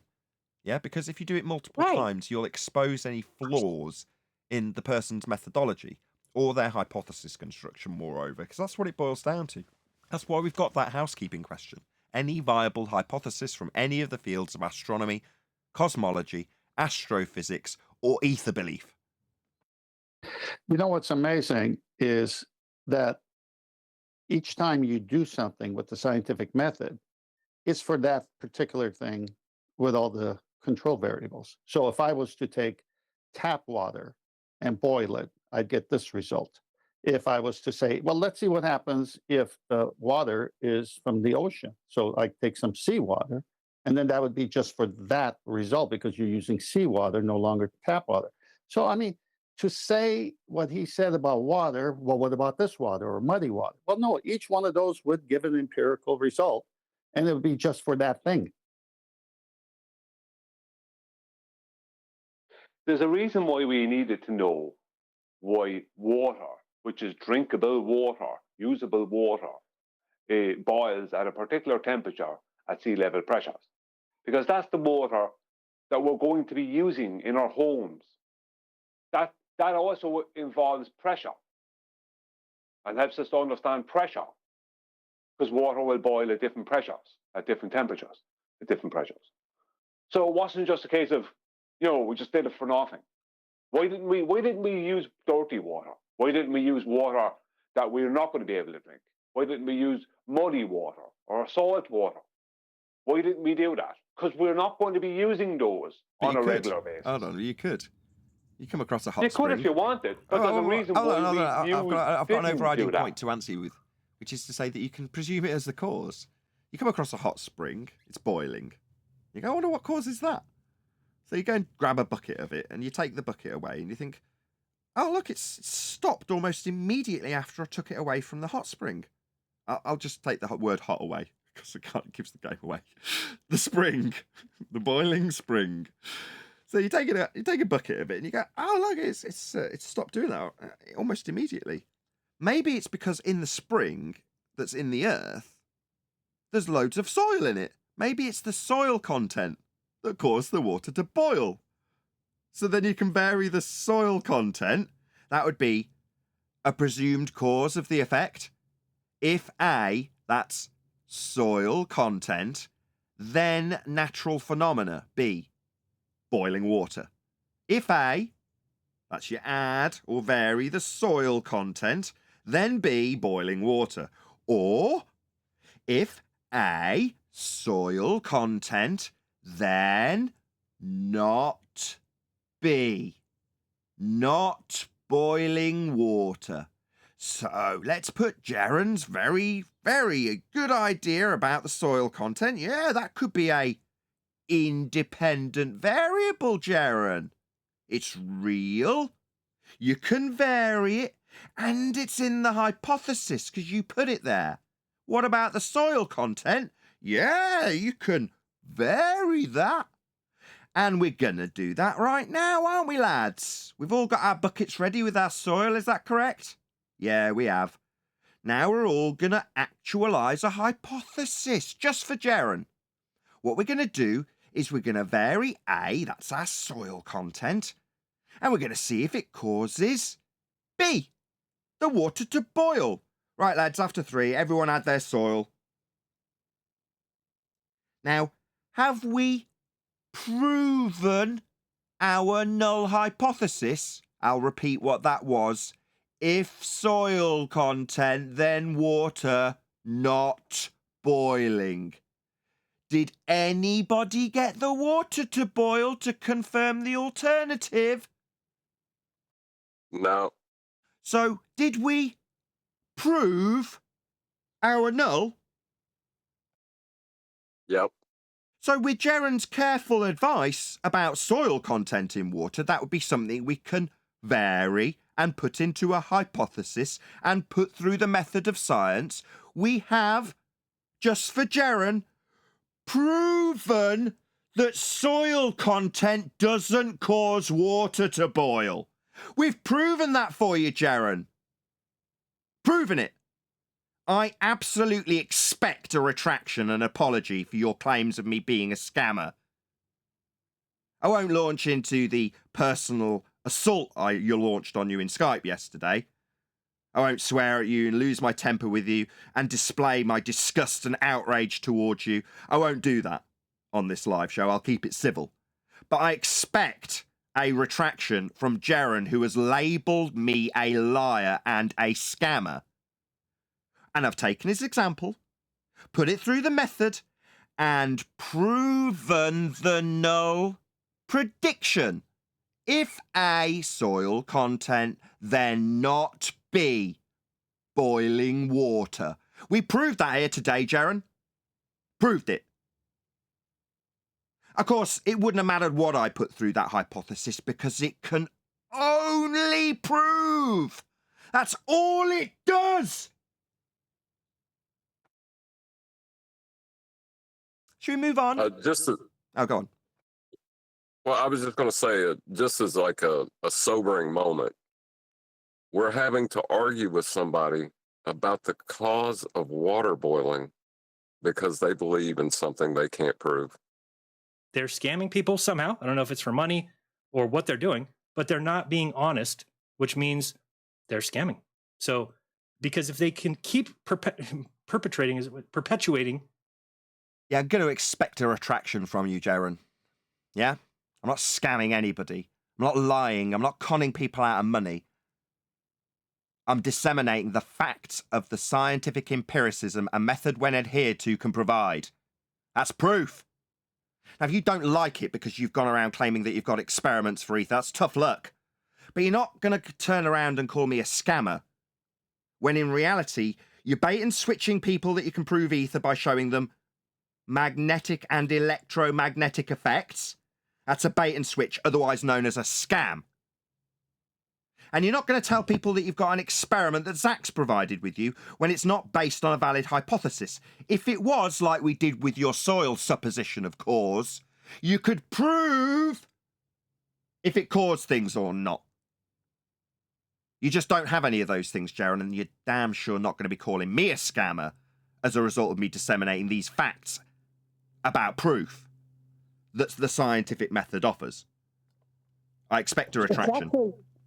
It's actually projection, Nathan. They're the ones that are scamming. That is a perfect example of projection. Got quite a muffled mic, but yes, I heard what you said. That's an example of projection. When you scam and bait and switch electromagnetism for ether, close a suitcase with ether in it, because that's what you're supposed to be proving, but open a suitcase with electromagnetism in it, that's called a bait and switch, a con, a scam, a fraud. Nathan, So this that's is a good projection. time for me. Go on. This is a good time for me to summarize just this point you're making. Bob said that it was scienced. Witsit Gets It said it can't be scienced. And he also said that it's a reification fallacy, this is Witsit, to associate ether with the magnetism. So what is going on here? Their own side is arguing within this argument with themselves. And we come to a point that you say 4 years ago, when you were on that show with Bob trying to tell him about the scientific method, I was subscriber to Globebusters, and that's how I found out about your channel. So I watched that whole debate. And at that point, I realized what was happening, what Bob was doing. Now, Jen's doing similarly the same thing that Bob did then. And so that's how I came on your panel, followed your show, because I couldn't believe what I was hearing. Now, hopefully the audience could realize we're not attacking Bob or Whitsitt or Jaron in a personal manner. It's the words out of their mouth that are dumb. These people are on our side, on the flat earth side, but at the same time, we're seeing what happens over time. And what happens over time is we realize with what's going on in the world, that term, believe the science, trust the science. Well, we know that's not true because of how they're using the word science, and we have the best defense for it. Is it gone through the scientific method? Can it be proven? Can it be validated? What's your hypothesis? How do you attack that? And this is what's being attacked, and all on the basis that they can't show ether through it. I had a conversation at the. Go on, Brian. Go ahead. I had a conversation at the weekend. Well, started off as an argument with Whitsitt, right, privately, and Whitsitt agrees there is no scientific evidence that for ether. Ether is belief, and that it doesn't have scientific evidence for it. That's the basics of it, right? He agrees that scientific method is, like, he's not disagreeing with that. Scientific method is absolutely necessary, and you prove and disprove things with it. But as I said to him, I said, yeah, but I said there's loads of people on your side, and people who you don't have any control or sway over, who are going around stating that ether has science for it, it's proven, the scientific experiments that prove it, all this other stuff. And I said it's getting to such a point now, I said, it's only a matter of time down the road before what they call ether becomes a consensus fact. You know, people just start calling it a fact that it exists and it's real and that it does this and it does that and causes the other thing. I said, because it'll be a consensus thing, just like with gravity. And he said, well, I'm going to do my best to try and stop that. I don't think, how can he stop that? You know, I don't know how he can stop it. Like, it's the tide has become, it's turned. There's too many people that's been disseminating this on TikTok, Discord, Twitter, etc. Now, in the background, it's just, you know, look at the amount of people who are subscribed to Globebusters who believe it, and Jeranism who believe it. You know, there's no stopping it now. It's not just that, Brian, and he can stop it. He can. He could stop it by proving it, but he can't. Well, so he'll never stop it. Now, as I was listening to the show that Kiwi put out the other, Neil, that? You can hardly hear what you can hardly be muffled. Sorry. Okay. Well, if they want something to believe in, I could make something up on the spot that's better than ether. You can in a moment after I shout out Sasha. So Unitox Femish, thank you very much indeed for the super chat. He says, somehow I need to think who is valuable, intelligent, famous flat earthers, not why water doesn't curve. Am I so near to open Pandora's box? Believe me. I kind of follow that. Thank you for the super chat, Sasha. Really appreciate it. Go ahead, John. Right. I mean, if you just want something to believe in, right, and you don't really care about whether you can prove it or not, I can make up anything. And I've been working on something. I don't know if I should do it in the live show, though.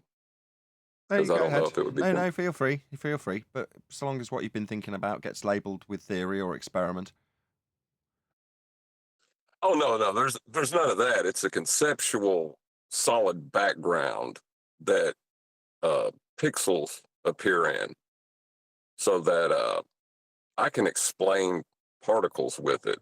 It's a solid background, right? Like a TV screen. It's pixel theory. So I can explain photons and electrons with it. And you can't do that with ether. But I've just made this thing up and it's better than ether. So why Yeah, don't but you what accept that? what made the pixels though before they were manifest? You know. Well, rather than That's the asking Ratia. no, I love how Armin immediately buys into it. No, you don't ask questions within the parameters of the notion that's been postulated. Number one, it's down to John, his burden. He can prove it if he's already disclaimed this is nonsense he's making up for juxtaposition purposes. Okay, by juxtaposition, okay, what are we observing? What's physically observed that you're describing in pixel theory? Where do I observe the pixels that you're describing? Well, I can't put it through the scientific method. I mean, it We're would be nowhere on the near the same scientific level. method. Stop. We're nowhere near the method. What are you observing? That's not what's your independent variable to be varied at a later stage. It's what are we observing? That's all I'm asking. Pixels. No, that's your idea. Where do we observe the pixels in physical reality? On the photographic plate. There you go. So what you're saying is Gotcha. what's on a photographic plate is a pixel. Sure. Profound. So everything needs this solid background. Whoa. So we've gone from you're describing a dot on a piece of photographic plate as a pixel. Okay, no worries. I've got no objection to that. Call it whatever you like. But now you're saying that the medium you described earlier as solid is as a direct consequence of you showing me a bit of light on a photographic sensor or plate. No. That's a very large leap that you've taken there. I mean, it's almost like you've taken a suitcase with one thing in and opened another. Like a bait and switch. Suddenly we're talking about something that's got absolutely nothing to do with a dot on a photographic plate, aren't we? This background medium that's responsible for that dot on the plate? How is it that we've gone from dot on plate to background everything? Well, I said it wasn't science, right? So that just allows me to make shit up, right? Yes. Unless I critique on its validity, which is what's happening. Oh, that's a Are problem. you about then. to end the live show, Nathan? It's up to you, Chocolate.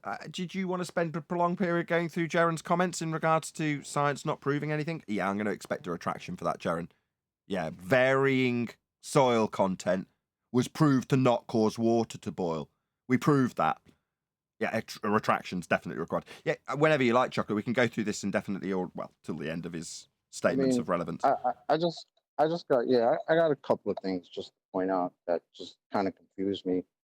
So I was wondering if we could go through it. I posted a clip. It's in the war room. The last clip that I posted.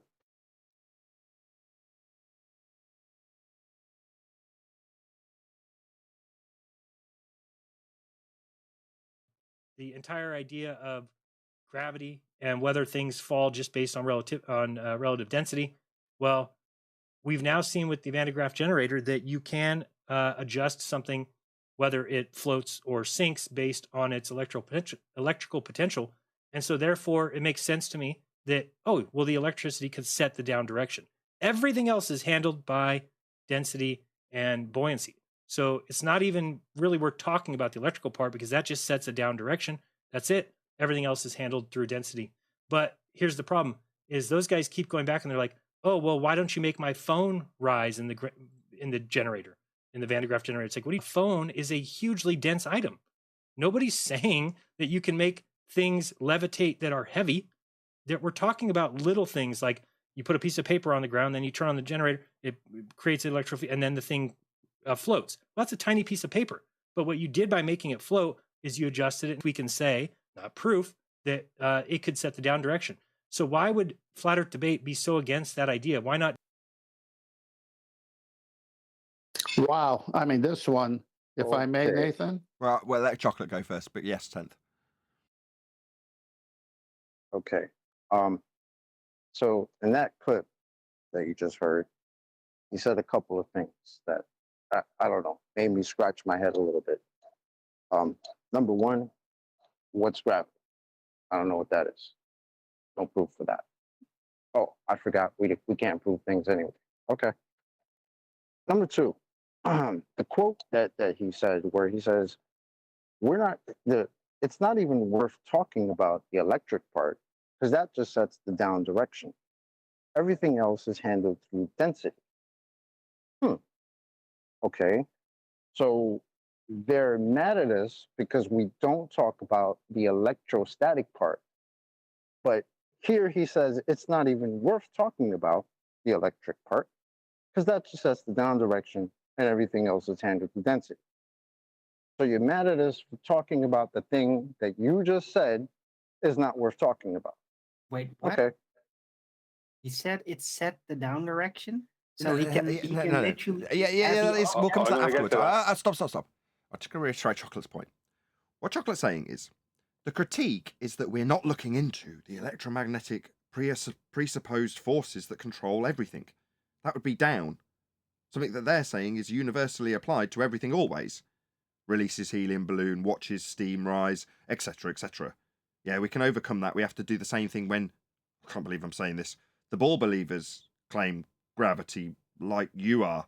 But that aside, Chocolate's point is that he's saying that's not even important. In fact, not even worth talking about. The thing that controls everything else, and now this bit is scientifically validated, is the density. Right, relative to the medium, like Anthony Riley showed, you mean? And then he reiterates that that's what's actually controlling the vector. Okay, so in summary, the thing that he's annoyed about us with is our lack of appreciation for their groundbreaking work in electromagnetism. By the way, that's not ether. That's the bait and switch suitcase of electromagnetism, because this isn't ether. He's conning you that this is ether. It isn't. It's electromagnetism. But in any event, regardless of this bait and switch, Chocolate's saying, well, why are you annoyed at us then? What's the beef? If it's relative density and that's what we've shown with scientific validity, and you're saying that's what basically controls everything, we know we've shown it, scientifically validated it, and it's not even worth talking about the ether, then what the hell is the problem here? But later, he'll go on to critique Anthony Riley, like we've talked about this stuff and it's wrong to talk about it. It's like, well, no, he's scientifically validated the relative density disequilibrium when observing a vector change. That's not something that's ever going to change, so we're never going to change what we talk about it. Go ahead, Chocolate. Yeah. You just got scammed, Nathan. Okay, so to further, I'm sorry, Brian. Let me just get through this real quick, so because I'm gonna have to go back to work, and I'm already taking time. So, okay, so yeah, that's basically my point, Nathan, with that. But also in the clip, you hear how when Brian, because apparently, when Brian debated Whitsitt, Whitsitt made the claim that you can lift any object in the world with electrostatics, right? Because in this case, it's electrostatics, not electromagnetism they're talking about. It's electrostatics. What's electrostatics? That's basically the study of static electricity. Okay, static electricity is a thing. We all know it's a thing. We've all had some sort of experience with it. Okay, great. That's fine.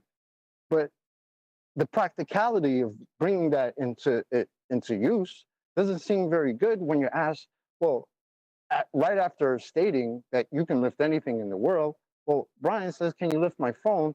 Which is no, it's just I could scrape a little piece of your phone. Oh, okay.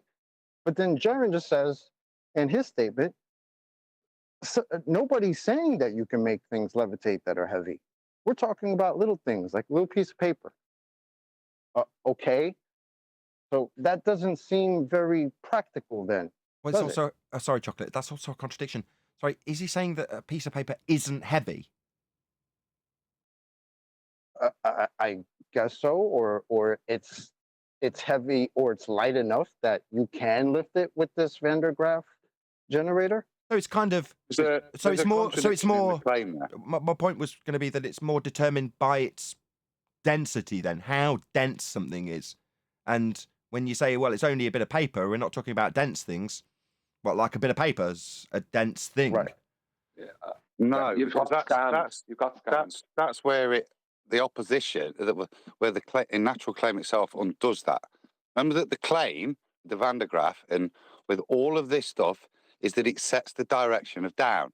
Now, if they're saying they reverse the direction of down, then in reality, within the, or not in reality, but within the claim, you reverse the direction of down. The weight of the object, the heavier it is, the faster it's going to go up, isn't it? Because we've not made something lighter. We've reversed the polarity of down in their claim. So the weight of the object, has no bearing on it. My bad. You've got scammed. This is the third time I've told you got scammed. You were just told that this thing sets the direction of down, right? And then you went on to argue about how it lifts pieces of paper. That's a claim that would need to be validated through scientific method.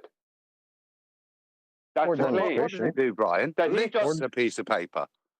Yeah, but the point is, Adam, is he just made a claim. 1 second. He just made a claim and then brushed straight past it by saying that it only applies to small things because that it doesn't really matter. But anyway, here's my claim still out there that I'm positively making. But that's the retarded. We only reverse the polarity of down for small things. It's getting worse. Yeah, but Well done, Brian. I'm Well not gonna done, say- Adam. I'm sorry. Right, Chocolate's still got the end of his point to make, and then 10th was actually in the queue next. But we can come back to this. Yeah, I'm sorry. Eli, just wanna- that I just squeal wanna- was Adam going, no, I've really got an important point that I still want to get out. Go ahead, Adam. Oh, that was Eli. Oh, was it Eli? No, you're definitely not jumping Yes. in this queue. No way. Give it over. Right.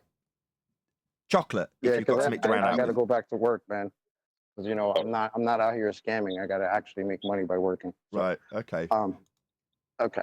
So, okay, where was I? That's lost my train of thought.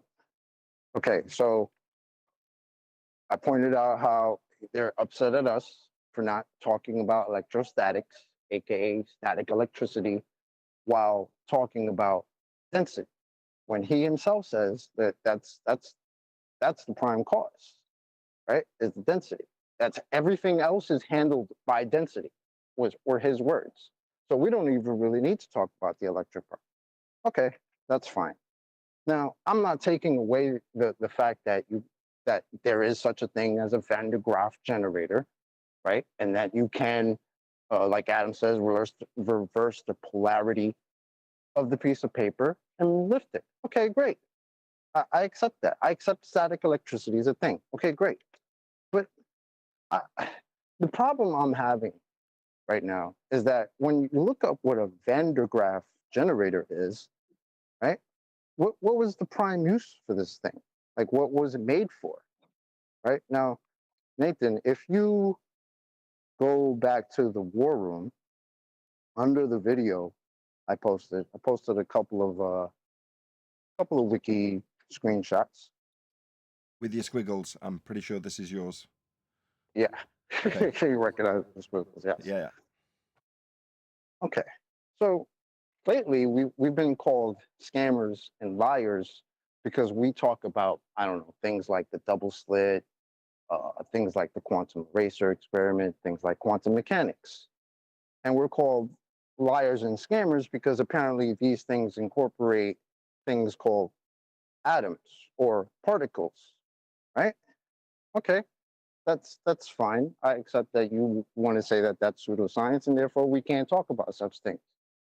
But when you go to the Van de Graaff generator, if you've got the first slide pulled up, let me read this. The Van de Graaff generator was originally developed as a particle accelerator for physics research, as its high potential can be used to accelerate subatomic particles to great speeds in an evacuated tube. It was the most powerful type of accelerator until the cyclotron was developed in the early 1930s. Van de Graaff generators are still used as accelerators to generate energetic particle and X-ray beams for nuclear research and nuclear medicine. Okay. So the very original development of this thing was based on the very foundation of something we're being called scammers and liars for talking about. Okay. So if you can go to the next one that I posted. I still here? Can you guys still hear me? Yeah, we're following along, and I've put the next slide up. Van de Graaff generator, the internal motivation. Go ahead. All right. So another citation from Wiki.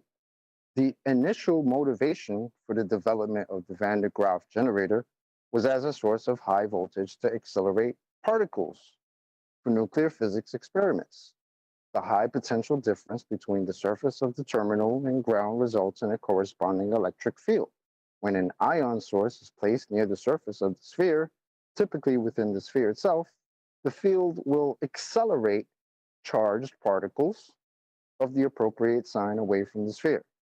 By insulating the generator with pressurized gas, the breakdown voltage can be raised, increasing the maximum energy of accelerated particles. Okay. So go to the next slide, if you can, please. Yep. So Van de Graaff generator uses accelerating electrons to sterilize food and processed materials, accelerating protons for nuclear physics experiments, producing energetic X-ray beams in nuclear medicine, physics education, and entertainment. Okay.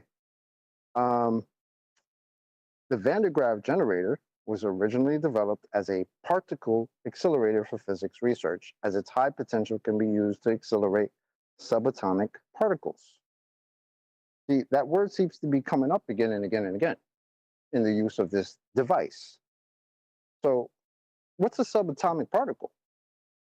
If you go to the last slide, what's a subatomic particle? In physical sciences, a subatomic particle is a particle that composes an atom. According to the standard model of particle physics, subatomic particle can either be a composite particle, which is composed of other particles, for example, a proton, neutron, or meson, or an elementary particle, which is not composed of other particles, for example, an electron, photon, or muon. Particle physics and nuclear physics study these particles and how they interact. Anybody getting the gist here? Yeah, well, we hold over the coals for an adherence to these conceptual descriptions. When we don't adhere to them or reify them, we use them as the conceptual descriptions they are. But I seem to remember pointing that out about 11 times to Witsit Gets It, because he was hauling me over the coals for being a atomist.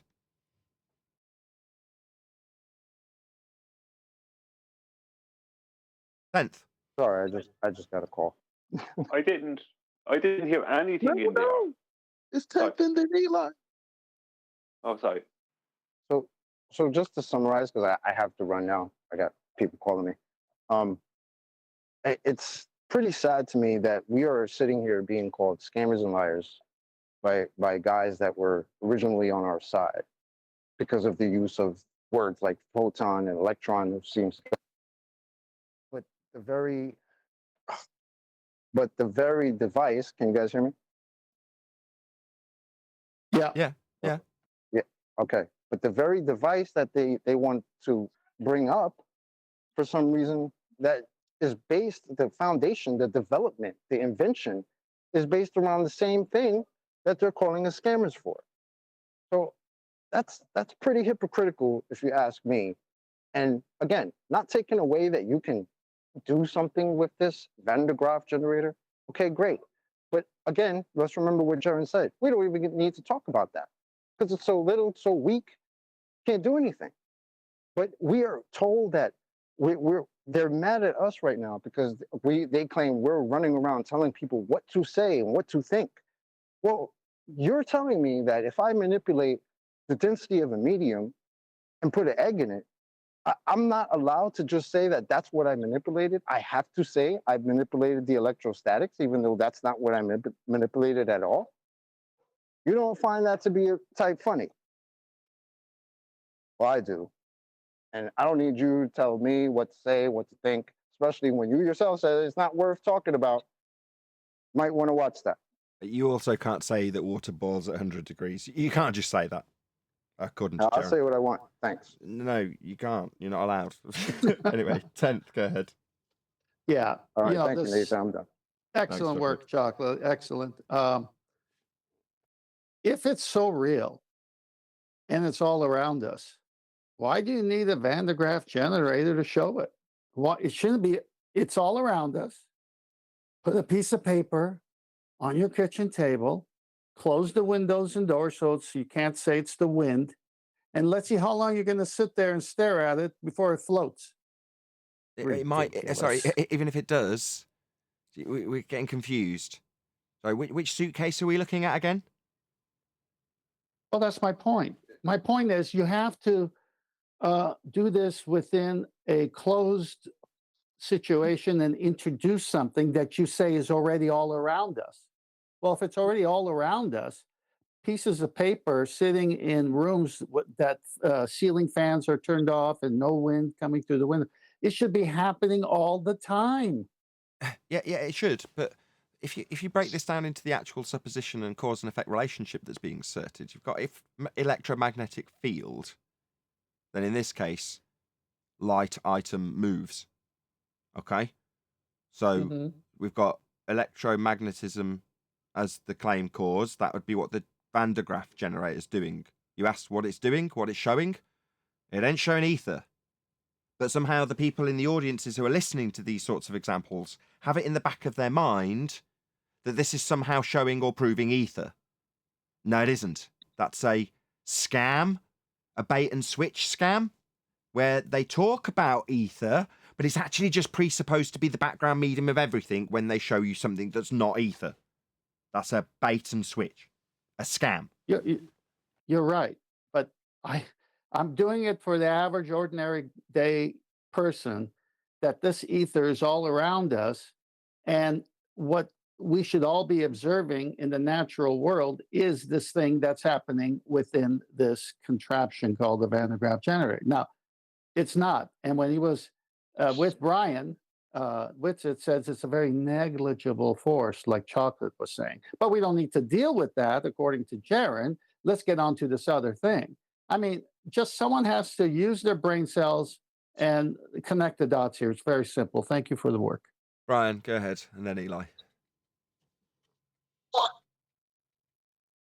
Go ahead, I have a lot of noise. I'll get it back later, don't worry. Go ahead, Eli. All right. Again, I love everybody. Everybody knows that.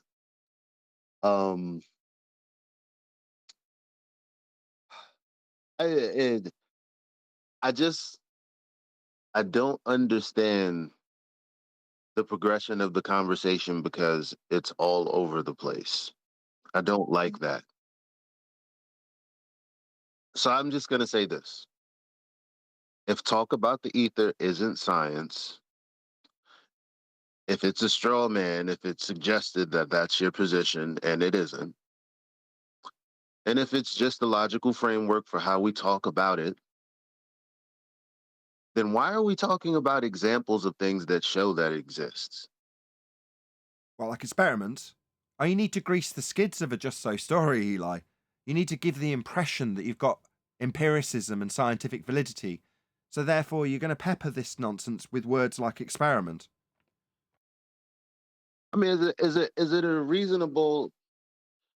Am I being reasonable? I mean, if it's not science, and then why? What are the examples for? I don't get it. Is it reasonable to entertain the unreasonable? No, but sometimes you have to when you're being called a scam because your general undoing of a globe magic trick acquisition is going to get you called out as a scammer. Because unfortunately for me, undoing the globe's lies when they say they've got science and they haven't, and lean on the science and its empiricism when they say science proves things, whether you like it or not. True, but only true if you've got science, which Neil deGrasse Tyson doesn't. But he talks a lot about science. So when he tells you his stories, he's using the magic trick of suggestion because he hasn't actually got any science to be right whether you like it or not. But just in saying it, you'll believe he has.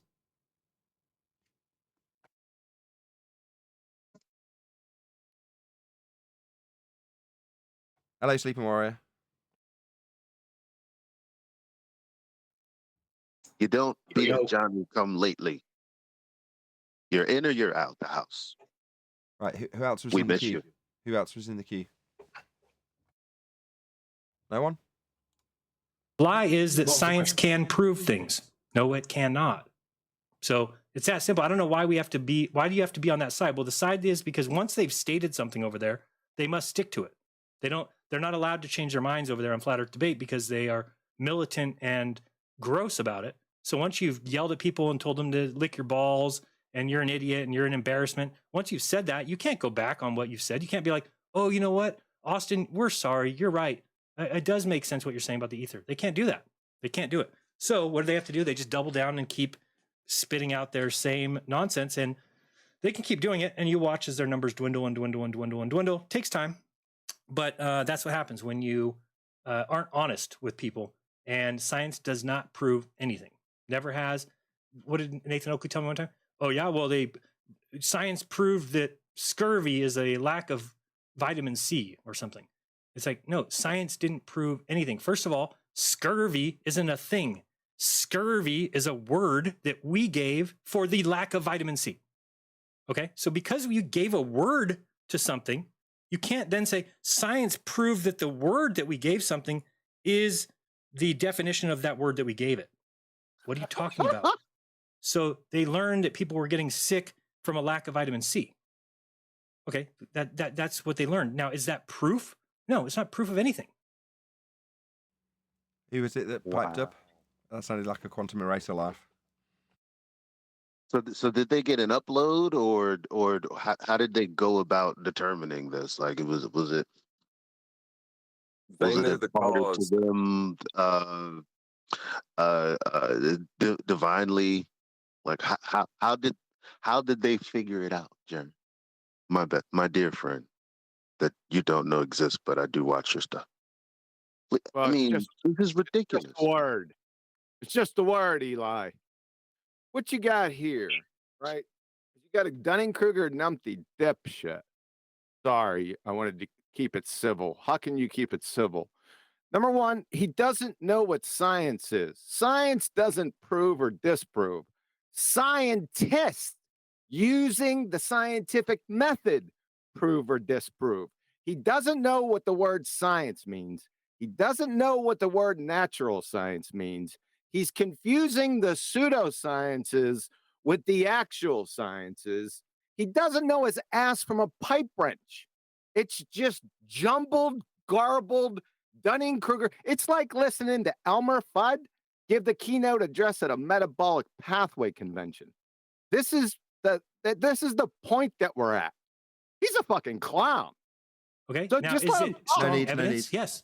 Of course, things are strong evidence. I'm not saying, by no means am I saying that with scientific tests, you can't get very strong evidence that appears in every fashion to be what you would call proof, but it doesn't prove things. So to walk around and say science proved this is just, it's ridiculous.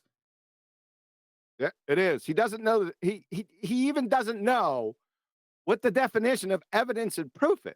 We're at this level.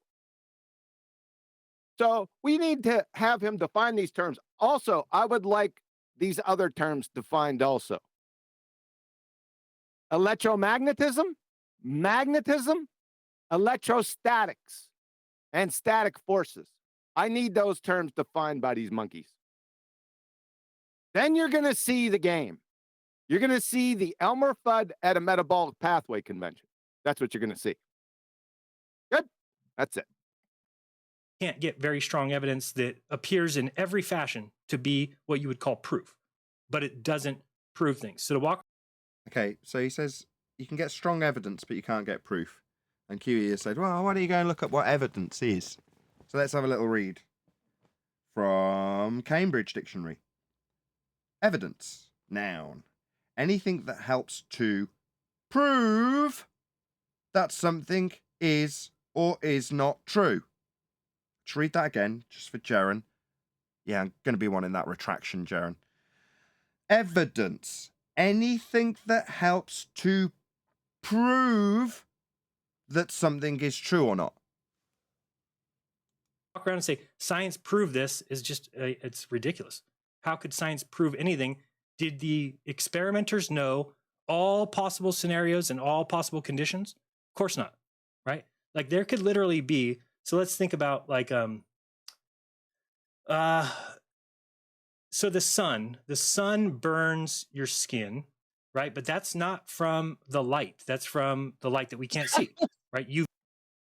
No, it's Kiwi, just out of interest, have you still got the pink writing to hand? Because I heard a natural phenomena there, didn't you? I can't find it right now. Okay, I just looked up. Just play along. Did we all hear the statement of a natural phenomena? Sunburn. Skin burning. Skin burning. Sounds pretty natural to me. Check out that guy over there. He's been out all day and his skin's bright red. Bright red skin. Phenomena. We all in agreement this is a natural phenomena? You mean light has energy? Whoa. Easy now, Tiger. Is this a phenomena? Could we call this a dependent variable? Sunburn? Yes. All right, let's see what else Jaren's got to say. UV rays. So imagine back in 1600, these guys were walking around and they wanted to do an experiment of why people were getting sunburnt. Oh, so we better define what an experiment is then. Right? So they're in 1600, they've seen the pink skin and they want to do an experiment. Well, an experiment's a hypothesis test, Jaren.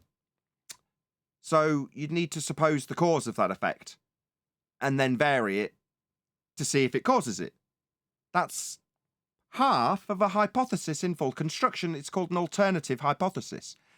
If A, then B. B is your dependent variable, and that would be red skin, burnt skin, whatever you want to call it. Doesn't matter what you call it. All that matters is that it's an effect that we observe in nature that we want to know the cause of. So we've got our dependent variable, and we're going to do an experiment, according to Jaren. Now, a hypothesis test needs a hypothesis, so we're going to need to suppose the cause of the effect, so we can have that effect as A, and have the hypothesis as if A, then B. And also a null, which will be if A, not red skin. Let's see where Jaren goes from here.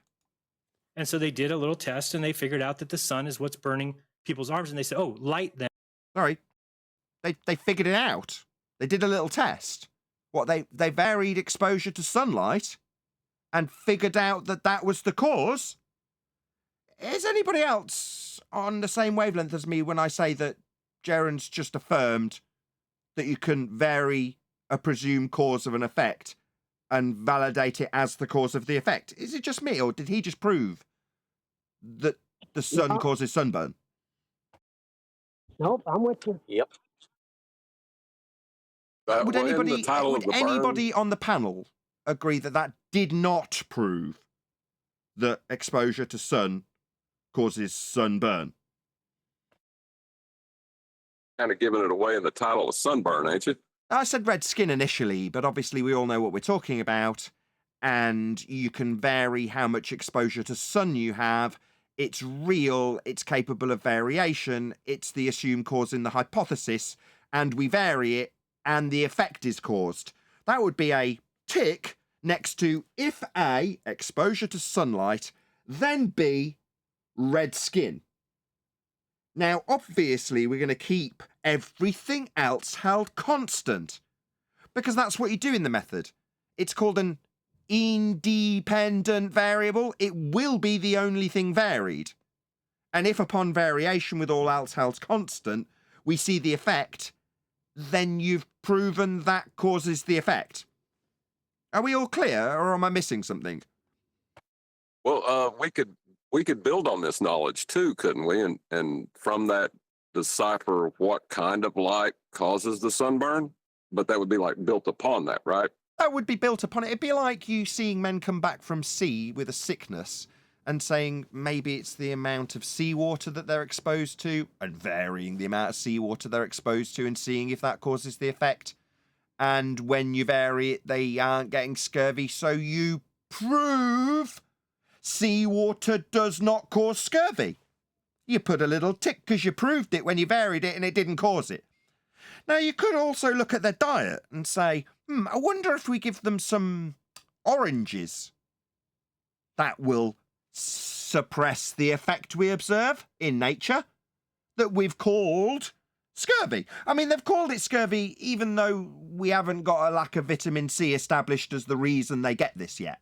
I mean, Jaron doesn't appreciate that. He thought that when they defined it as being scurvy, dictionary writers came up with the cause when they defined the word. They didn't. That's moronic. You'd have to know that a lack of vitamin C causes this effect. The name has no bearing on that information.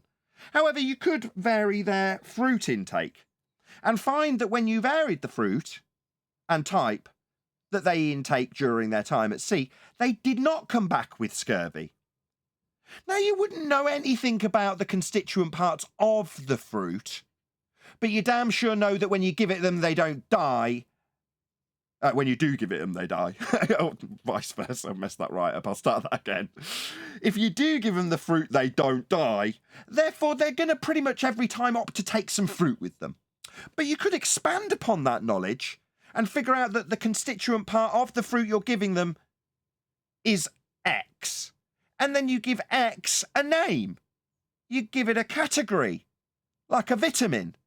And you give the vitamin in the category a letter. You call it vitamin C, because it happens to be the third one you've discovered, or labelled arbitrarily. It doesn't alter the fact that the effect you observed and the cause thereof, in this case, the lack of vitamin C, has been established when you just varied the fruit intake. The extensive knowledge that you might acquire thereafter doesn't change the cause and effect relationship. If no fruit, that could be slightly ambiguous because there's other things, but in the context of keeping things consistent, then scurvy. If fruit, limes and oranges, then no scurvy. So that isn't something that's ever going to change, ever. Regardless of the names you give these things, regardless of calling it scurvy or calling it men dying at sea when they come back in poor health. A long string of words doesn't change that. Saying they come back and die doesn't ascribe any causal link to it. And when you find the causal link to be fruit intake, that doesn't tell you that vitamin C, the further explanation into the cause, was the reason they did not die. That's still science. You vary something, you see if it causes the effect. You have a null. That's all science is. That's all it does. It's all it can do. And in the comments, we'll carry on with Jaron's words, if not. Yeah, I have, is basically going off of what John Campanella says. Vitamin C is not proven to exist.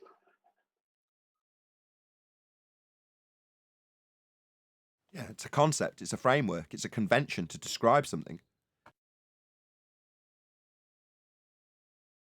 Yeah, it doesn't exist though, according to him. And it hasn't been proven that vitamin C is found in large quantities in things like oranges and, limes. I got a couple of things I want to address, if I can. Yeah, go ahead. What's up, Sleeping? One of the most important things that I heard when I was listening to Globebusters was when Bob used the egg example that I used myself, and he said, well, the egg will start moving all by itself when it starts to decompose. It doesn't need to have anything changed. And I think it was it Flatzoid that was in there. He said, isn't that demonstrating relative density? Because the gases that are created by the rotting process change the density of the egg, but the medium is still changing. And Bob just completely ignores that. I just want to point that out because that is proof that relative density is the cause of the acceleration, because the gases are changing inside the egg, Bob, and it is changing the density of the egg. What's the problem with that? Why is it that you ignore that? And when it comes to Jeranism, Jeranism said, when I first started listening to him, he said, I will follow the evidence wherever it takes me. And I got on board with that because I'm an empiricist. I will follow the evidence. But when it comes to demonstrating the cause of the effect, we have a definition for that. It's called the independent variable. And it is the thing that we manipulate or vary to prove the cause of an effect. When Jeran says science can't prove anything, what he's actually doing is denying science. Because as Nathan's pointed out, we prove that, in that case he gave, was soil did not cause water to boil. Soil did not cause water to boil. So it did prove that soil was not the cause of water boiling, Jeren.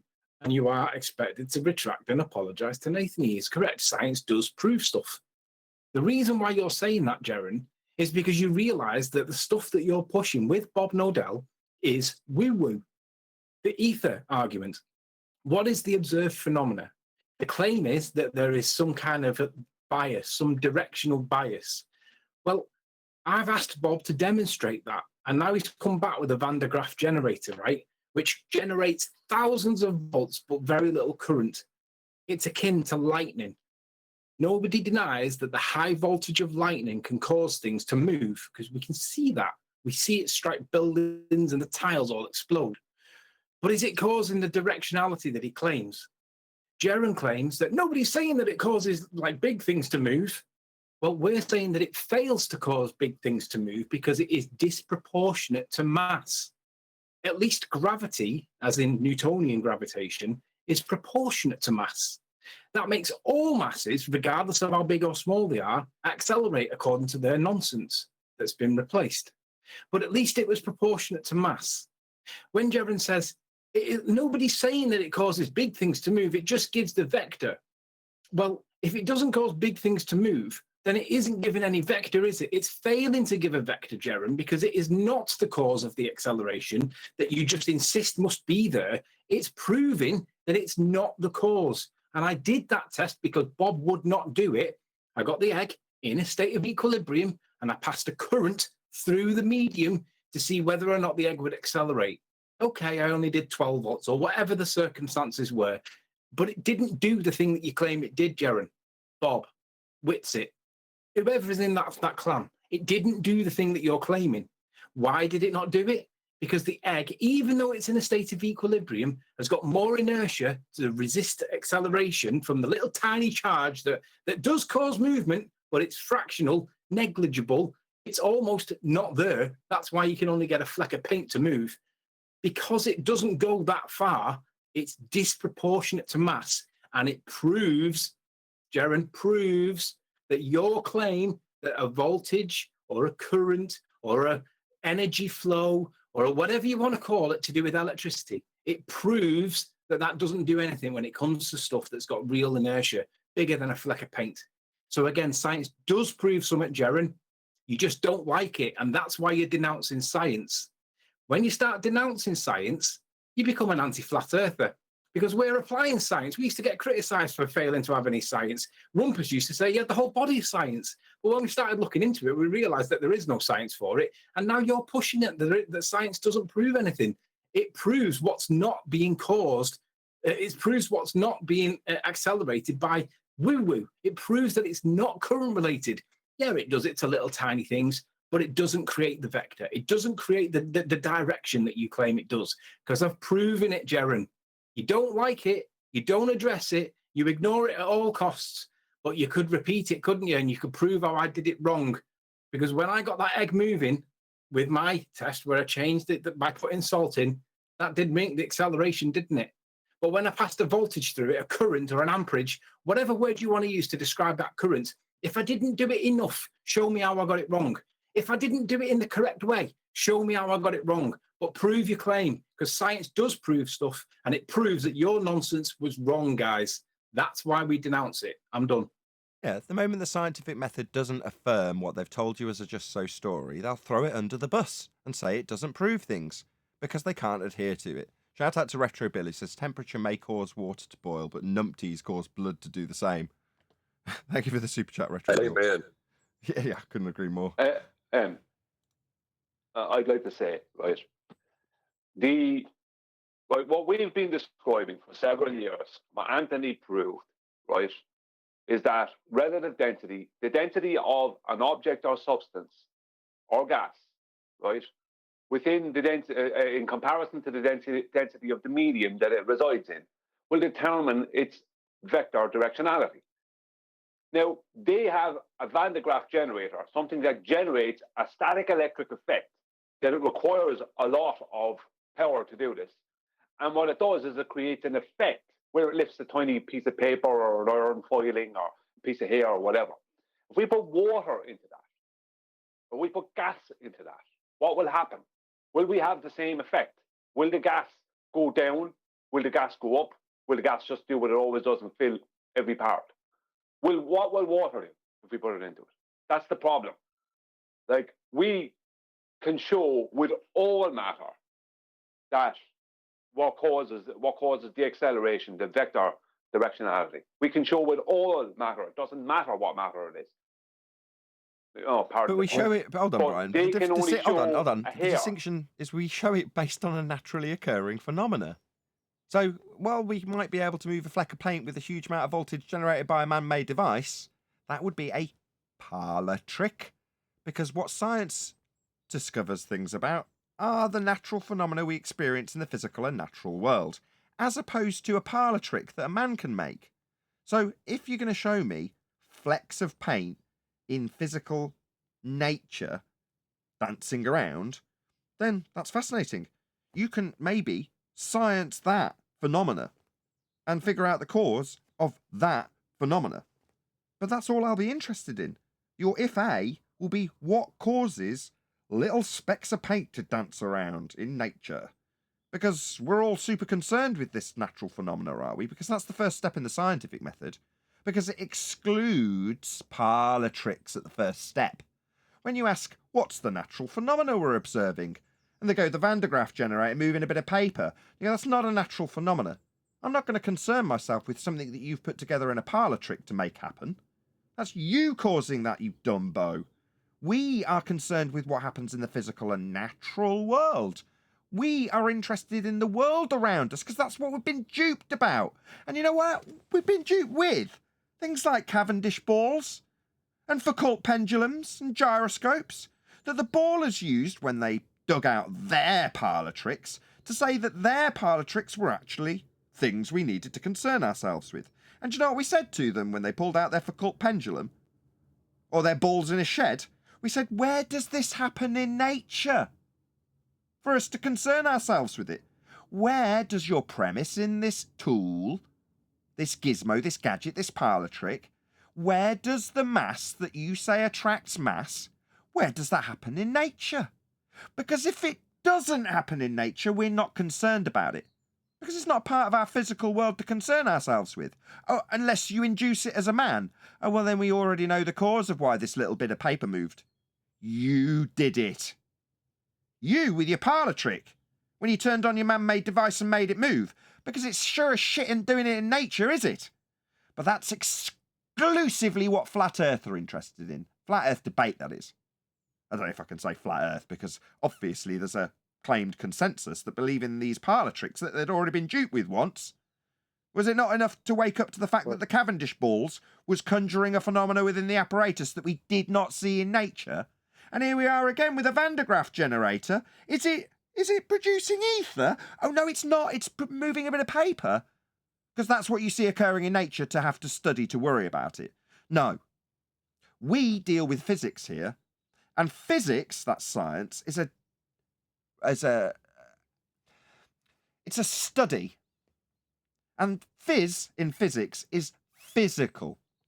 It deals with the physical and natural world.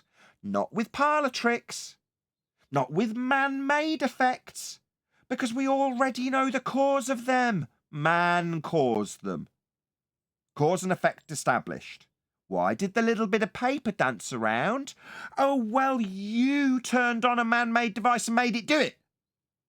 Now, if you'd like to show me where that happens in nature, I'll write it down with pink writing as a dependent variable. That would be the effect that we're going to be studying. And that effect will be bits of paper dancing around, maybe leaves. But then all we'll be studying is what causes the leaves to dance up and down. And if you vary the wind and get the leaves to dance up and down, we'll establish that wind causes leaves to move.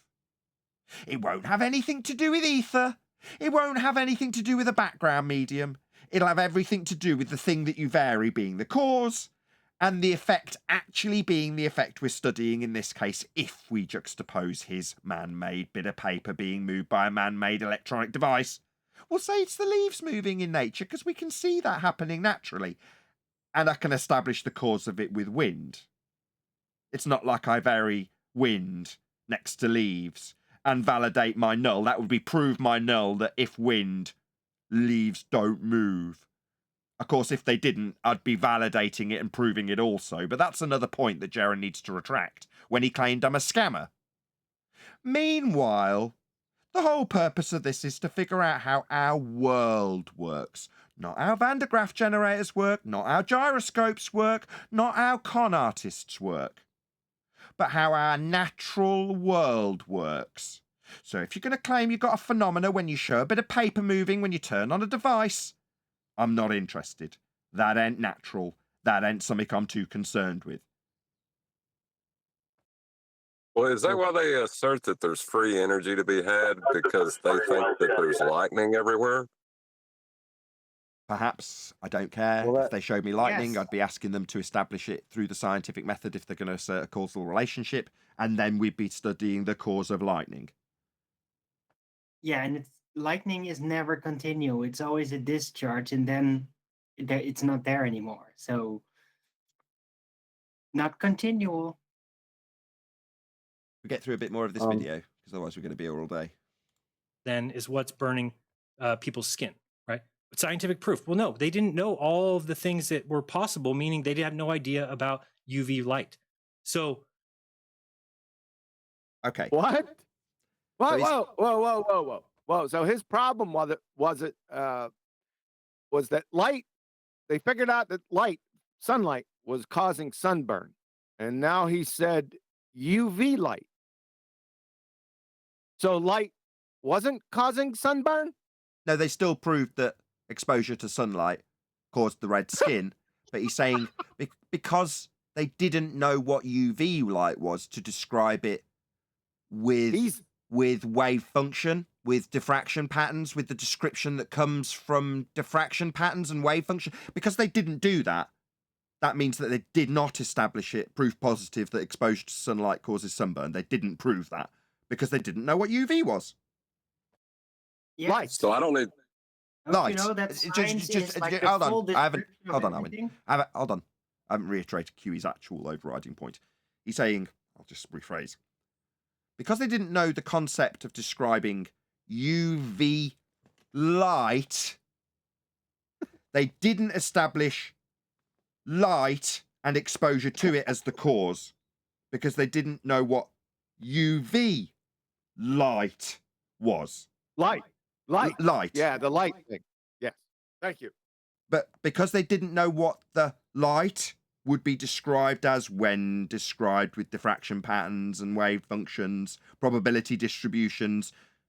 yeah, when they didn't do that, it changed the fact that exposure to the light caused sunburn, didn't it? It changed that fact you proved positive when you changed and varied the exposure to the sunlight.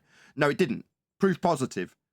You varied exposure to the light and caused the effect you studied. Proof. You proved it. You proved that the exposure to the light caused the redness of the skin. That was proof. But Nathan, you didn't know about unicorns yet, so it's all invalid. Hold on a sec. Hold on. So I can ignore everything I know about UV light and just walk out in the sun and I won't get sunburned now, right? I mean, if you don't know about the convention that's derived to give them these different wavelengths of light their name, I mean, obviously you're completely protected from the light and the exposure to it, because we did not prove that the exposure to this light caused the redness of your skin. So you'll be fine, I think, based on Jaron's logic. Nah, that's a bit of straw man too. But it's ridiculous to negate a fundamental light science establishment when there is like another aspect of it that had not been discovered yet. And this is a ridiculous assumption. Just because you discover something new doesn't mean that it negates the old. The old was already established through experiment, and that is repeatable. So it's going to stay. It's not going to change just because something new was discovered about it. Well, the astronauts didn't know Well, they were going through the Allen radiation. Neil first. Go on, That's Neil. why they didn't get cancer. Go ahead, Neil. I said the astronauts had no idea they were flying through the Van Allen, right? Radiation. So they didn't get cancer because they had no clue. So they're good. Yeah, but they didn't go through a vacuum of space. That bit's a complete lie. That would be a violation of the second law of thermodynamics to assert it. So the conjured consequences of a medium that doesn't exist, aka outer space, a sky vacuum, are irrelevant when the narrative doesn't include them, because you can include radiating cancer-causing particles in Narnia today in the narrative. But it won't affect that the kids didn't die of it because it wasn't part of the narrative when you described Narnia last time. Yeah, it was still fake then, it's still fake now. There is no outer space. If there was, we'd all be dead because the gas we're breathing would be filling that space because of entropy. It doesn't, we haven't, there is no space, so it doesn't matter what invented consequences happen in the Van Allen belt. Well, it is interesting. No, hold on. The aluminum foil or whatever that was is just really good at blocking Van Allen radiation. Yeah, you can create something that will counteract the radiation and poisonous gas that I created in Narnia, also, Arwin. But it doesn't change the fact that Narnia's not real, outer space isn't real. If it was, we'd all be dead. So that's a complete hoax. There is no outer space. If there was, we wouldn't have any gas to breathe. The gas would vacate. It would fill the space. And they call space, the space the gas could fill, if it were real, space. Yes, I agree. But if they did go and they went through the radiation belt, then I bet that the aluminum foil protected them against the radiation, even though they didn't know what was there Nice yet. try, nice third attempt. So if we concede that we will reify Narnia, in this case outer space, into existence, then in the narrative of Narnia, aka outer space in this context, they would be safe with tinfoil against the imaginary bogus Van Allen belt radiation that they're not going to suffer because it's in a region that doesn't exist. Yeah, you're not going to get away with this, Armin. It's never going to happen. Let John speak, please. No, you that have was 3 goes. perfect. 3 goes. That was perfect.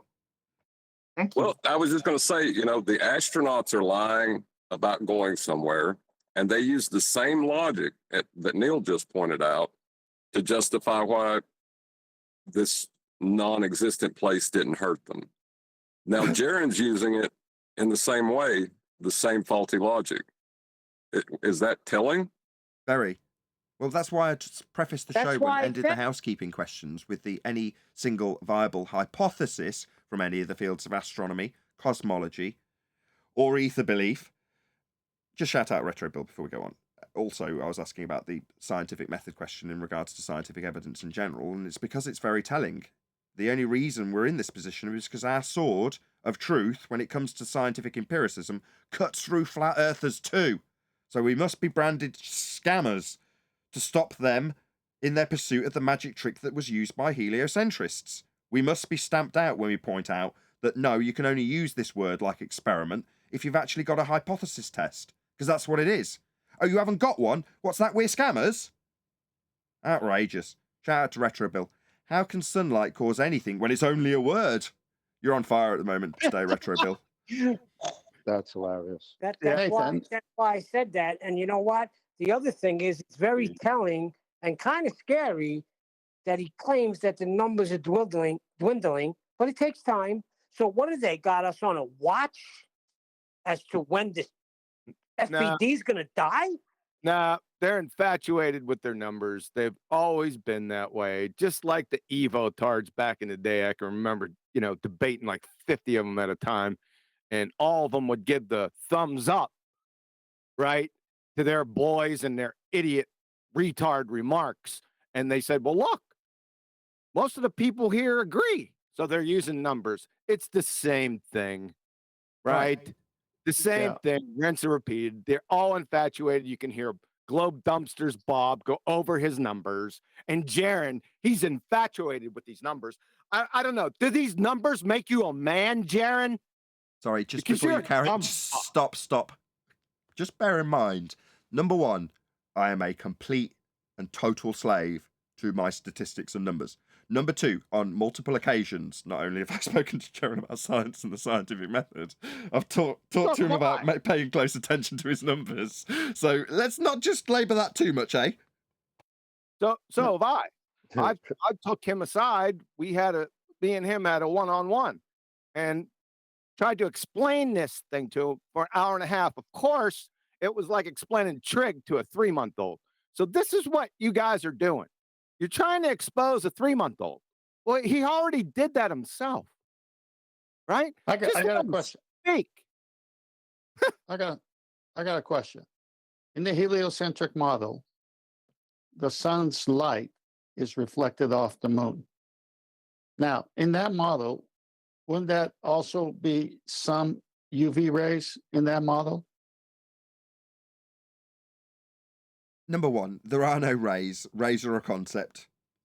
Number two, No, I know. Let's not get pedantic here. My question is this: if I go out all night on the full moon, am I going to get moonburned?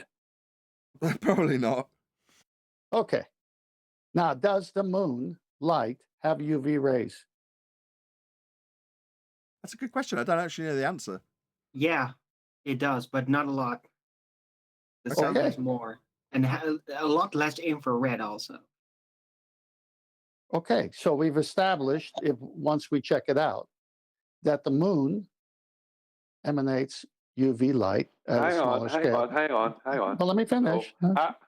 Arwen just told you, yeah, it does. Where did Arwen validate this? I just said once we validate it. That's why I said what I said. I don't know. Go ahead, Ted. But the point is, light is light.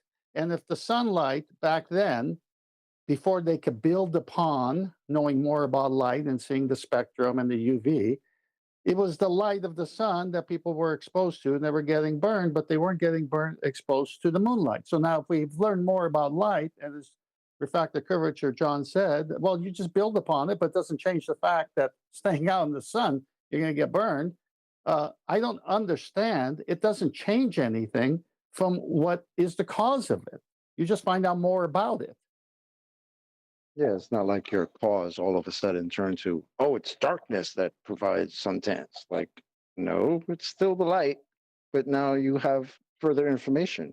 Now you can build upon that, like John said. But it changed your previous cause because it's still coming from the light. And even now, even if now we say, well, UV light is the reason, well, we don't know all possible things. So it's our best guess. It's the closest we can get to truth. Okay, that's it. It is not. Landry, did you sign up for? Okay. Sounds like a glober. No, but guess we do. In a hypothesis, there is a best guess. Your supposition of cause yet to be validated. That's what a hypothesis is. Your best guess for what causes the effect. But do you know what you're going to do after you've made that best guess? You're going to vary it and see if it causes it. That's called an experiment. When you take your best guess and see if it's right or not. And if you vary your best guess and it does not cause the effect, you prove your null hypothesis, which would be if A, your best guess, then not B, the effect you're studying. And when you vary A and it does not cause B, you have proven your null. Did you hear that word? Proof? Proven? You prove your null? You varied A like we varied soil in the water and it didn't cause it to boil. If A, not B. Yeah, that's proof. Tick. Next to your prediction that you proved. Bearing in mind that's all science does, Jeran's got a best guess. But what Jeran's doing is he's taking his best guess, that would be a hypothesis in this instance, and using it to claim the outcome as true. Mistaking a hypothesis for an explanation. Now, fiddle me this, where do we hear that? Where do other people describe a hypothesis as an explanation? Globe.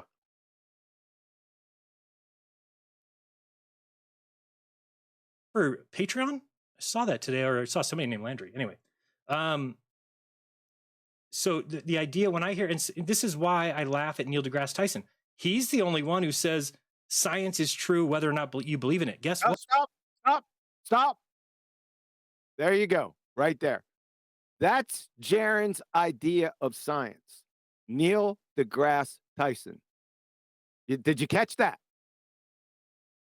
He's confusing pseudoscience with actual natural science.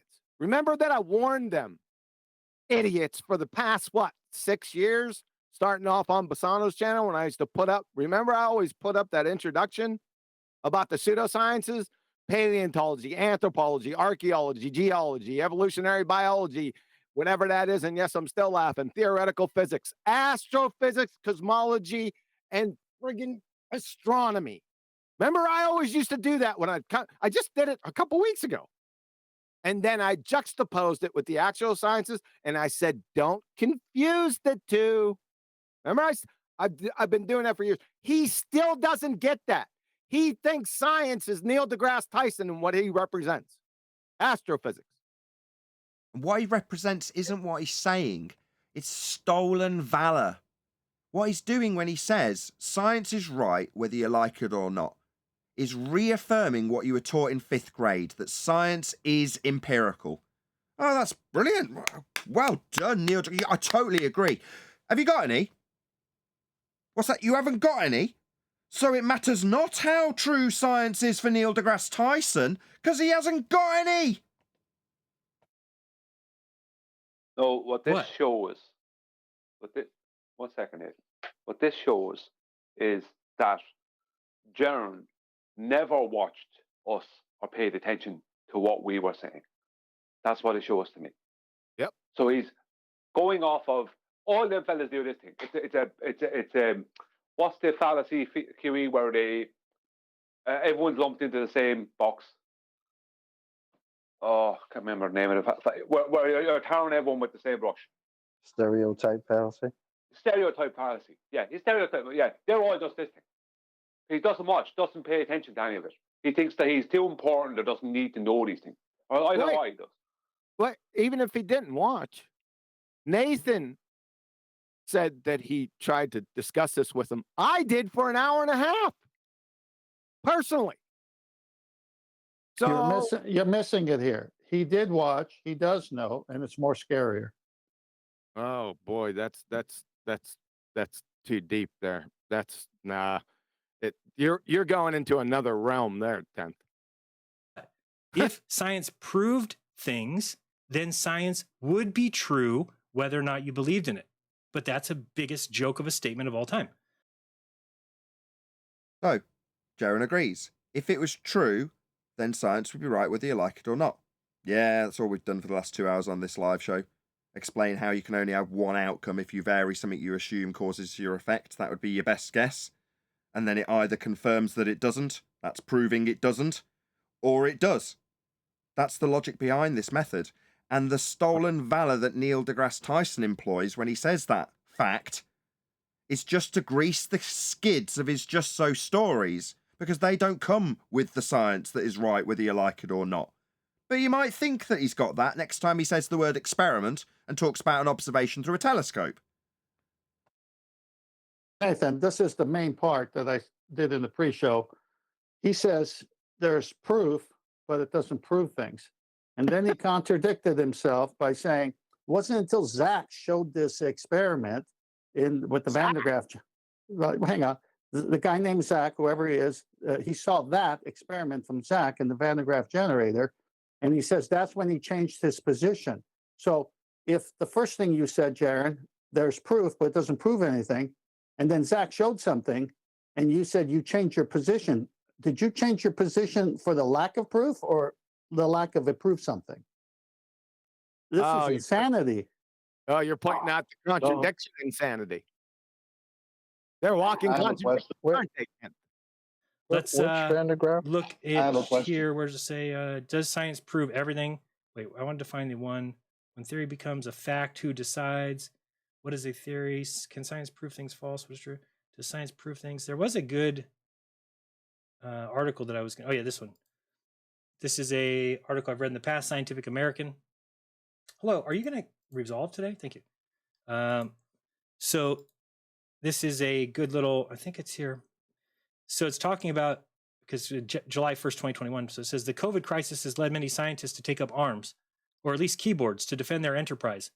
And to be sure, science needs defenders these days, but in their zeal to fight back against vaccine rejection and other forms of science denial, some scientists say things that just aren't true. And you can't build trust if things you're saying are not trustworthy. Okay. So, I wanted you to stop there because that was the famous Google scroll. That was freaking hilarious, man. It's freaking Google scroll. That's you. What a clown, man. I'll tell you what, I downloaded this, for those days that, just not feeling well and there's not too many things that are picking me up. I saved your video for this exact thing. I love that Google scroll. Between that and the scurvy is just a word, I need that for a pick me up. So thanks, man. Friggin' bozo. One popular move is to insist that science is right, full stop, and that once we discover the truth about the world, we are done. Anyone who denies such truths they suggest is stupid, ignorant, or fatuous. Or, as Nobel Prize-winning physicist Steven Weinberg said, even though a scientific theory is in a sense a social consensus, it is unlike any other sort of consensus in that it is culture-free and permanent. Well, no. Even a modest familiarity with the history of science offers many examples of matters that scientists thought they had resolved. Right, which is why when Neil deGrasse Tyson says, whether or not you believe in science is true, it's like, no, dipshit. What about when it wasn't true in the past? Was it true then? Of course not. See, that can't be the case. And I'll explain why. Because if you put something through the scientific method, to be true then and not true now would mean it would violate the law of non-contradiction. Let me explain. Exactly. If you've proved or proven that you vary the soil content in water and it does not cause it to boil, then you have automatically, permanently discounted the alternative hypothesis. Now, that was your supposition that the soil content did or would cause the water to boil. Now, you can't have that change with time. It's not affected by entropy. Once you establish the cause, or in this case, not the cause, that will never, ever change. Because if it did, you'd have soil causing water to boil and simultaneously causing it to not boil. You can't have both be true at the same time. And this is the essence of scientific empiricism. Upon performing an experiment, that thing that Jaren's stealing valor from when he calls his ether tests, again contextually a hypothesis test, an experiment, he's stealing valor from what that actually means. It means the actualization of the process that has only one outcome provable. Either you vary soil and it causes water to boil, or you vary soil and it doesn't cause water to boil, and both cannot be true. Once one is proven, it will always be the case. Jaren's saying that we've got an entropic effect affecting empiricism. Simply not true. Anybody got anything else to add, or I'll play a bit more? Yeah, I did. Did he say fatuous? Can you rewind a little? I didn't listen to the whole thing. All I heard was that he first cited a Nobel Prize winner and then just said no. Like, okay, great citation. Examples of matters that scientists thought they had resolved. Right, which is why when Neil deGrasse Tyson says, whether or not you believe in science is true, it's like, no, dipshit. What about when it wasn't true in the past? Was it true then? Of course not, because we've come to a more clear, concise definition, or we've come to a more accepted definition. So you cannot say what Neil deGrasse Tyson says, nor can you say what FED says. No, science does not prove things. And why would you take that position? Well, we took your example of soil and the content in water and found that if we varied it, it didn't cause it to boil. And I'm pretty confident in saying that with empiricism, because it would violate the law of non-contradiction to assert the contrapositive, which would be an alternative hypothesis, that soil content does cause water to boil.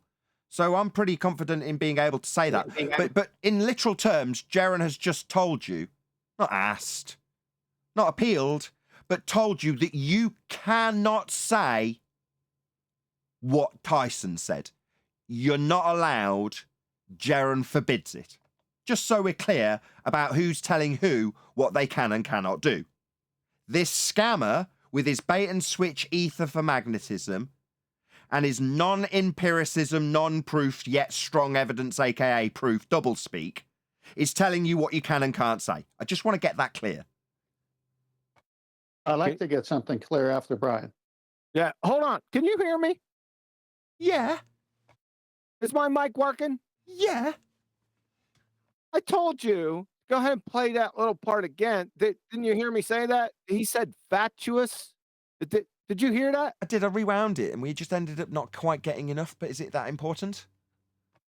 It's not. Well, it's not that important. It's a background. The fatuous. What the hell? Fatuous? What the hell is that? What did he? Never. A close cousin to factual. Can he read? Jaron, are you fucking literate? All right, let's move on. Doesn't even make sense. So, well, no, even a modest, here we go, only to be reconsidered. Some familiar examples are Earth is the center of the universe. Now, again, we can ignore some of their dumb things now, because here's the thing.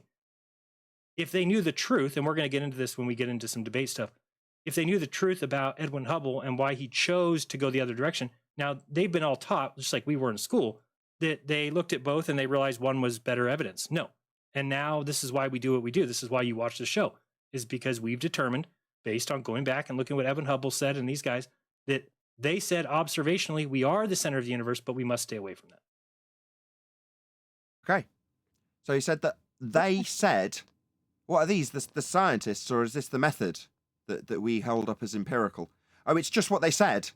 See, Jaron, you seem to confuse science with what men say. Men can apply a method to offer empiricism when varying something they assume causes an effect they're studying. That's what they can do. And the two options aren't two just so stories that came from men when they observe a phenomena. Now you're suggesting that there's a phenomena being observed.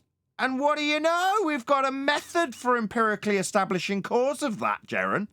Oh, what's that? We're going to appeal to what these men said instead?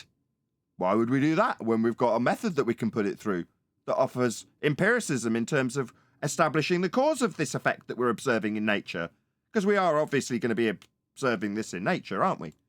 And so to stay away from that, we choose spatial curvature, we choose this and this, and then they went in that direction. Oh, so we chose spatial curvature? Sorry, something that we can't vary and manipulate as an independent variable. Oh, well, that wouldn't fail. That would definitely fail going through this method. The one that we use, the empirical one. We'd just immediately point out that this isn't something that you can vary and manipulate in physical reality. It's the curving of a fourth-dimensional space-time in mathematics. Definitely not a cause of this effect. So we'd immediately discount that in your false dichotomy based on what men say, because it's not naturally occurring. What was the alternative? Would it be ether? And that we can vary and put through the method. Oh no, it fails on its arse because we can't vary it. It's not real, and it's not part of the hypothesis that you'll present because you haven't got one. Ergo, this isn't the empirical science that can prove things. Oh, my bad. That doesn't prove things. It's just strong evidence, aka proving things. Double speak con man. How dare you call me a con man, Jaron, with your double speak cons about ether and what men say, in juxtaposition with two false dichotomies. You're just riddled with fallacy and ignorance. It's a disgrace. How dare you call me a scammer? Nathan, it's pretty obvious. It's okay to talk? Yeah, go ahead. Okay, it's pretty obvious that we are fighting pseudoscience. And we're saying they left the scientific method in order to create pseudoscience. What Jaron is doing is lumping both those into one category and calling it all pseudoscience. Now, this is so ridiculous. We wouldn't even be in this place if they hadn't hijacked the real science and do what Neil deGrasse Tyson does and say, science proves it whether you like it or not. That's pseudoscience, okay? That's Neil deGrasse, heliocentric, pseudoscience. The scientific method does not validate their ether, okay? And so they got to throw that in that pile. So they're so interested in ether that they misunderstand that we have given this flat earth group the best argument for all the pseudoscience arguments, which is the real scientific method, which they've never done. So he goes and cites first page of Google, second page of Google, whatever. And it's just like if you go today and hit flat earth, you get all these terrible sites. Whereas back in the day, Jeranism would pop up, Globusters would pop up, we would pop up. So he's doing the same thing to cover up as those guys are. I mean, this is so obvious that when we say science, we don't mean pseudoscience, and you got to get an empirical, rigorous experimentation. And he's lumping both of us in that same group. I don't understand this guy. Think that that's some sort Can of you hear me? scientific change. Some familiar examples are Earth. Yeah, go ahead, Paul. Something he said a couple times. He said truth several times, and then he said closer to the truth. And I thought, wait a minute. So a propositional statement is either true or false. Is it true that if I eat enough fruit, I will not get scurvy? Yes. Is it true that if I'm in the sun, I will get sunburned? Yes. Is it true that it's the vitamin C in the fruit that keeps me from getting scurvy? Yes.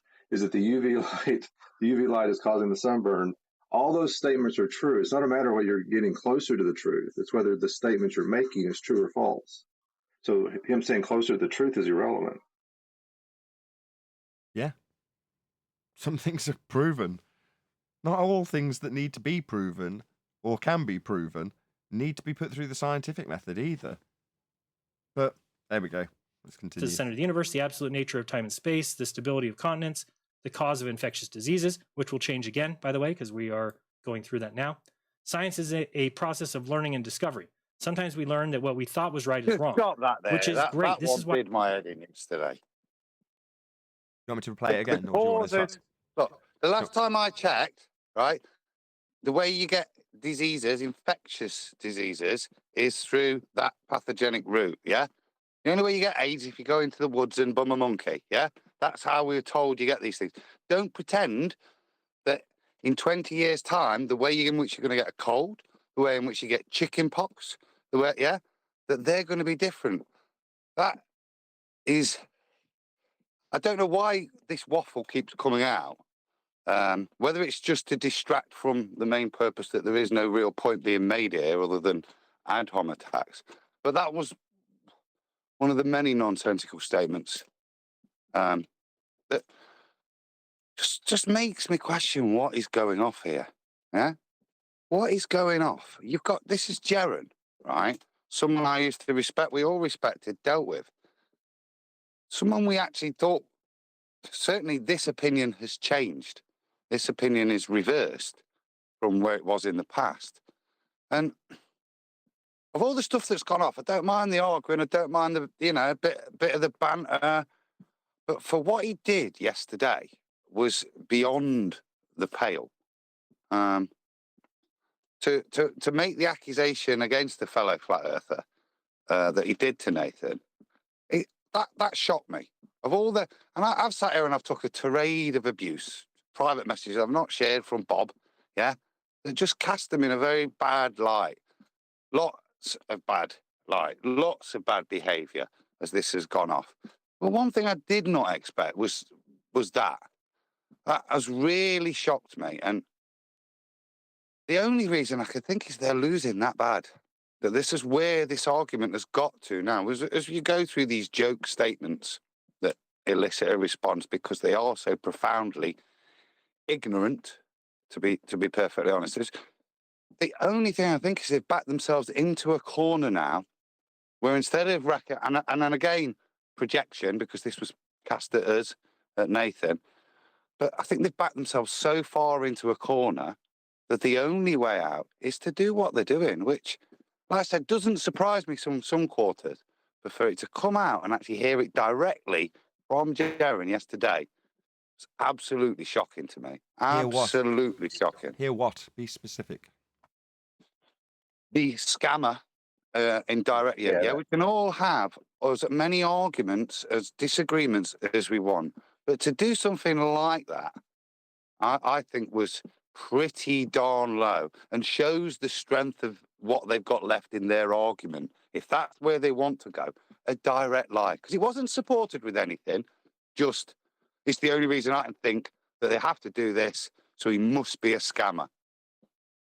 We've not changed in the 5 years. It's you guys that are changing. It's you guys that are wanting to rewrite the rules that undid the ball, yeah? To rewrite the standards that have lifted the veil, yeah? It's not us that are changing, guys. It's you, and frankly, like I said yesterday, I was aghast. I had nothing but respect for that man, yeah? And I thought he was probably the last bit of hope in the Globebusters side. There was somebody there who was honest, was genuine, and wouldn't lie about people. There's no way in the world I can honestly think anything other than that was a direct lie from Jaren with regards to Nathan. I'm done. I agree. I was very shocked. Oh, talk about disappointing. Oh, talk about disappointing. You know, I could be disappointed in how you guys react, but I never feel like, well, damn, you're straight up wrong. That was gross what he did, and I've been banging for Jaren since Arwen put me on to the 100 quotes that tell me we've been lied to. But just watching that was like real gross. Oh no, and then I we'll would play like it more. to say, Oh, go on, John. I would like to say that since I never, I'm not like any of you guys. I didn't come through a feast of nonsense to get here. Well, I guess I did, but it was on the Globe side. I never had any kind of respect for anybody on that side of the argument, so I don't see it. Whoa, you've just said something quite profound, which I definitely want you to make a note of, or someone else to make a note of, so we discuss this further. The feast of nonsense on the Globe side. That's a very interesting statement you just made there, John, that you're going to get picked and prodded and quizzed about, I can assure you. That's got all sorts of things flying around my head, mate. Oh, that's brilliant. I got lots of goosebumps. But we must continue with this. So we'll focus on Jaren, and I'll get over my excitement for that last statement in a while. Why science is awesome. Not scientism, science, okay? Science can also be understood as an institution or a better set of institutions that facilitates this work. To say that science is true or permanent is like saying that marriage is permanent. At best, it is a bit off-key. Marriage today is very different from what it was in the 16th or 18th century, and so are most of our laws of nature. Anyway, I won't go on and on. That's Scientific American if you want to look it up. So can we all... It's a false Wait a minute. equivalence. Laws of nature have changed? And then he went on to describe how marriage changed. It's called a false equivalence fallacy. Any other comments I don't on know that? about laws of nature. What law of nature changed? Sounds like a feast of nonsense from the Globe side, doesn't it? I don't know. I don't know about the feast of nonsense from the Globe side, but I do. I really do. Oh, no, I want Jaren to I want to talk about write marriage down for a second. all the laws of nature that have changed. Okay, we'll reiterate that. Hold on, just one sec, everyone, just one sec. We'll get to Paul in a second, but I'll reiterate 10th man's point. He's saying, if your assertion from Forbes or wherever it was, Scientific American, isn't that George Musa? Yeah, he writes for Scientific American. Yes. I thought he was the... I don't know if that's him that wrote that. What he's... No, but I thought he was the cited. editor. I thought he was the editor. He's one of them. Yeah. So it goes through him. But go back to laws of nature. How could they change? So I think 10th man's challenging for a demonstration based on this citation, which ultimately does become Jaren's upon citation. It's now his claim. So what laws of nature have changed, pray tell? Yeah, I want a list. You might get a list of pseudoscience claimed to be laws of nature that were disproven and therefore were never laws of nature to begin with. No, he said laws of nature have changed. He said that. He didn't say all those other words. Okay, what 10th's pointing out is that a law of nature is an inviolable description of something which occurs always in nature. It's just a description. It has nothing to do with science. Now, by coincidence, Cami Nodal also contacted me and made the exact same mistake in regards to the use of the scientific method versus natural laws. They're a very different thing. you can describe them more akin to the first step of the scientific method, which would be observe natural phenomena. That's not a Van de Graaff generator moving a bit of paper, by the way. But observe natural phenomena, you could say, well, that's what you're doing if you describe the said phenomena that you're going to be trying to science. Well, that's all you're doing when you talk about a law of nature. Merely a description of something that occurs always in nature. That's all it is, a description. But the thing that occurs always in nature, that's what you're describing in the law. So when has that ever changed? The answer is it hasn't. And if it has, or you can show an example, it was never a law to begin with then. And I was going to say, it like your description of what's happening in nature can get better based upon new information, but it doesn't change what was happening. It's not going to change what's happening in nature. It's just your description gets better because of new information.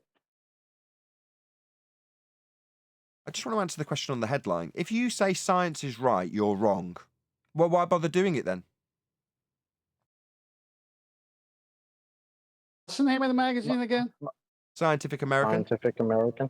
And they're saying that as a title? Yep. If you say science is right, in quotes, you're wrong. Cancel your subscription right away. Yep. So why are we doing it again? And clearly, I couldn't find where people were talking about. They're like, oh, Nathan went after you yesterday. I don't know where that was. Was trying to find it. Couldn't find it. It'll be on Quantum Eraser YouTube channel, Jaron. We did an entire Ballbusters covering the nonsense assertions that Witsit made. They included what you have claimed I'm a scammer for stating. That would be that science proves things. A point I tried to labour with you yesterday, but you were obviously quite defensive about it. You're not calling him out as a scammer now, are you, Jaron? The point being. Find it. And that's but I did want to show, well, congratulations to Austin for his debate against Brian's logic, which was like knocking your head against the wall. Because the FED guys do the same thing. They get backed into a corner and they just talk strangely. It's like, and I can't even explain it. Brian's logic was all over the place, not understanding for 1 second what Austin was saying over and over again. They just keep repeating things they've heard, like from Nathan or something. The entire idea of gravity and whether things fall just based on relative density. Well, we've now seen with the Van de Graaff generator that you can adjust something, whether it floats or sinks, based on its electrical potential. And so therefore, it makes sense to me that, the electricity could set the down direction. Everything else is handled by density and... You said that? That was just me asking, just to pause. It's a really important point. As emissary, I'm looking into these things and trying to see what is going off. What are the claims? Well, that's a really important claim that's just occurred there. Jaron's making a positive statement that when they use the Van de Graaff generator, I think I interrupted on this point earlier, he's switching the polarity of up and down. That's his claim. Now, I would ask, other than the piece of paper levitating, where's his evidence for this thing that means all the consequential stuff he'll follow about relative density and the likes afterwards? That's the underpinning statement as to why it's not just relative density. And with his Van de Graaff thing, he's moving forward with the positive acceptance that you reverse the polarity of the way in which relative density plays out when you do that with a Van de Graaff.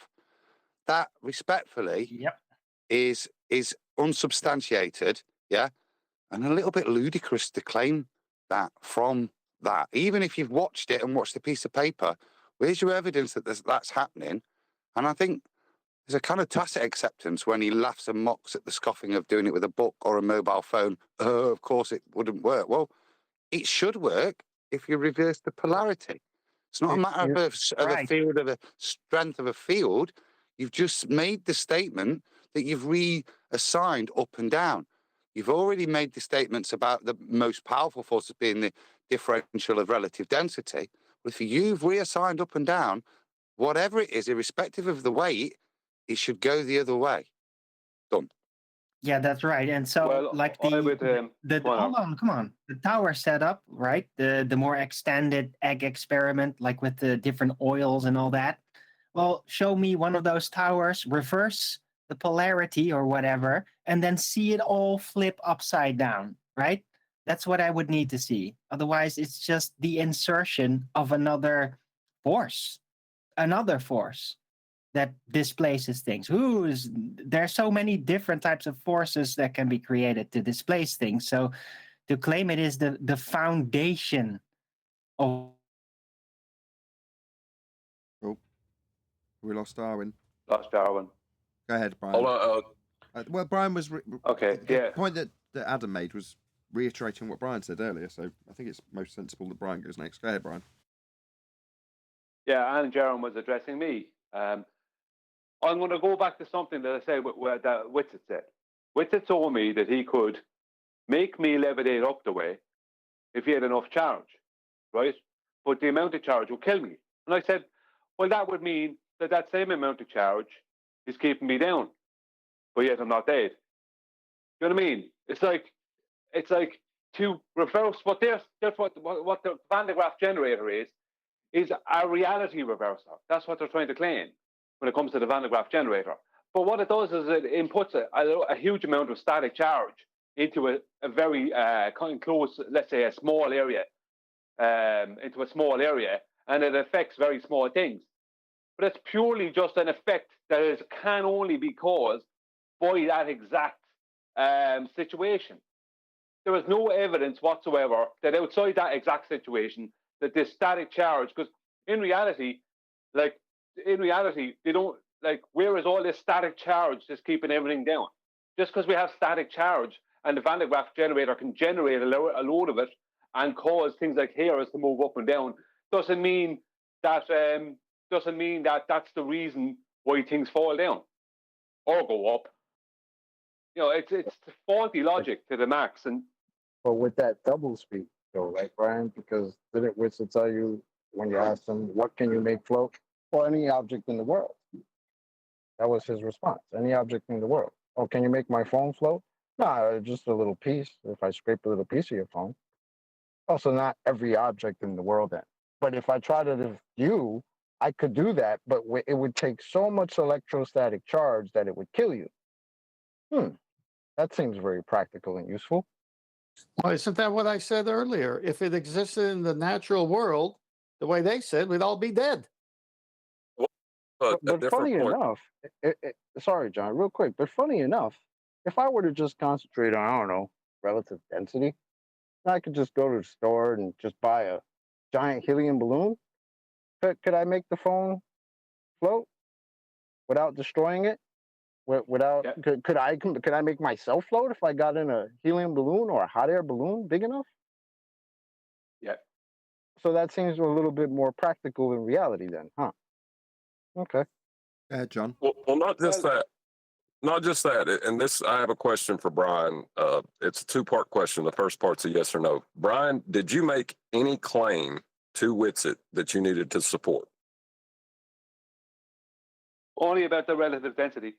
I made the claim of relative density that I can prove with relative density by changing the density of the medium, that I can cause a substance, object, gas, whichever, to either go up or down. Is that a point? Well, if that's a point he conceded, right, then how were you backed into a corner if you weren't making a positive assertion he didn't agree with? He's not got any claims to defend, and neither have I. What I do have is an empirical method that I can demonstrate as advanced humanity and how it's applied. But that's not really a positive claim. The only positive claim that you guys have made, or us guys, is that science proves things.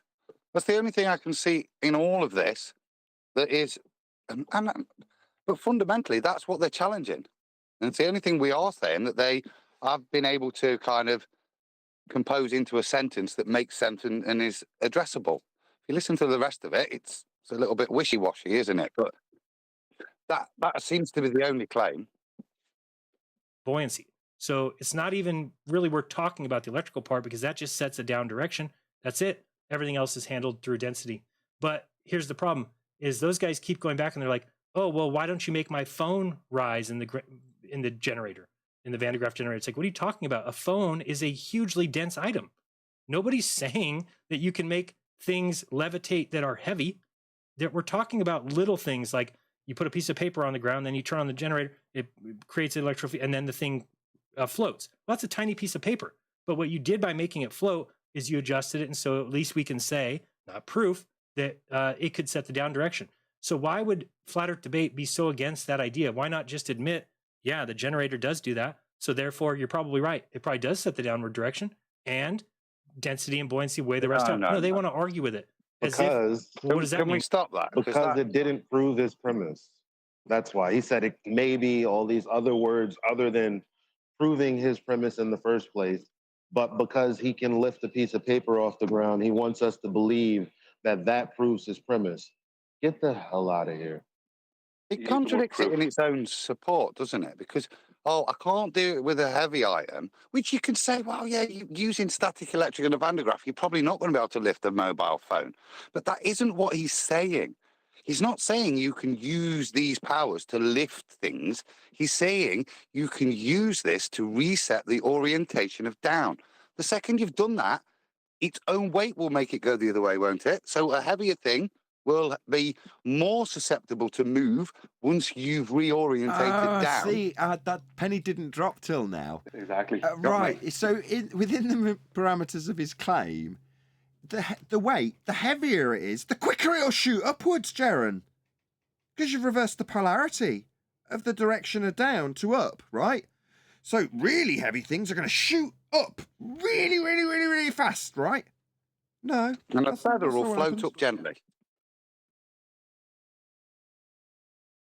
Exactly, Adam. And that the electrical goes away. I mean that's a very nice. Oh, sorry. You were interrupting, Jared. I mean, because this is okay. I just want to say that's a very valid retort to all this, and it's like all of the valid retorts that have come today. They won't be. Like I don't see anyone actually saying anything as it's related to anything not negative that we're saying. So we're talking about the information. We're talking about what Jaron's saying. We're saying, hey, if you're switching the polarity then, and you're switching the directionality, then yeah, the weight wouldn't matter in the sense that it's not that it wouldn't. Something heavier wouldn't go up. Is that it should go up specifically because the directionality has changed. That's what you're trying to say is the case, but that's obviously not the case. But nobody's going to be talking about how that's a fair point. They're going to be talking about how nobody can talk here, and nobody can get any points out. Nobody's proving or trying to prove scientifically anything while saying that there's all of these causes that are attributed to all of these hypotheticals that we're supposed to accept, otherwise we're atomists. It's annoying. It's very annoying. Pierce? No, it's still there. So what are you going to do with it? Well, we don't even talk about it because we just stick to our same talking points and we stick to whatever Anthony Riley came up with 2 years ago, and we're just going to stay with that no matter what. So for me, I weigh options. That's why I was in the middle.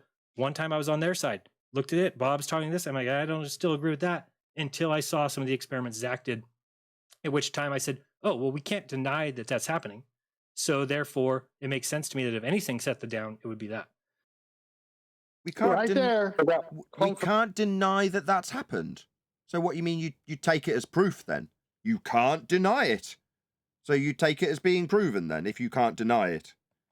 All right. Oh. So this experiment that Jaron's stealing valor from the actual empirical method of science that has hypothesis actualization, aka experiments.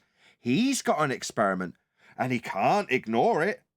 So what? This experiment proves your ether, but scientific experimentation, where it's not just a best guess based on what a man said, but a variation of your presumed cause to see if it causes or not. That's not proof. But this can't be ignored. Your double standards are outrageous, Jaron. I mean, literally so glaring that if you can't hear them yourself, let's keep it simple. What was the article? Nathan, what was the article titled in Scientific American? I can't remember exactly. It was something like, if you think science proves, you're wrong. Okay, so he saw Zach do an experiment, okay, and he believes it. I mean, everyone, you got to see the doublespeak here. This is incredible. So let me go here real quick and see if I've got this set up for. Oh no! I wanted to go This to. is from Geosociety, Nature of Science. Experiment. Once the hypothesis has been established, it is time to test it. The process of experimentation is what sets science apart from other disciplines, and it leads to discoveries every day. An experiment is designed to prove or disprove the hypothesis. If your prediction is correct, you will not be able to reject the hypothesis. That was Christine McClelland in The Nature of Science and the Scientific Method. That's it. That's the end of that particular clip. Oh, we got Didn't through it. Jaron just agree with that? Didn't Jaron just say that you couldn't reject the evidence? Yeah, that's why I picked that particular clip to go right after that. Joseph said it's not funny. really worth talking about the electric part because that just sets the down direction. Everything else is handled by relative density. Very interesting. Any I was last words? told that. Oh, go on, Chocolate. Sorry.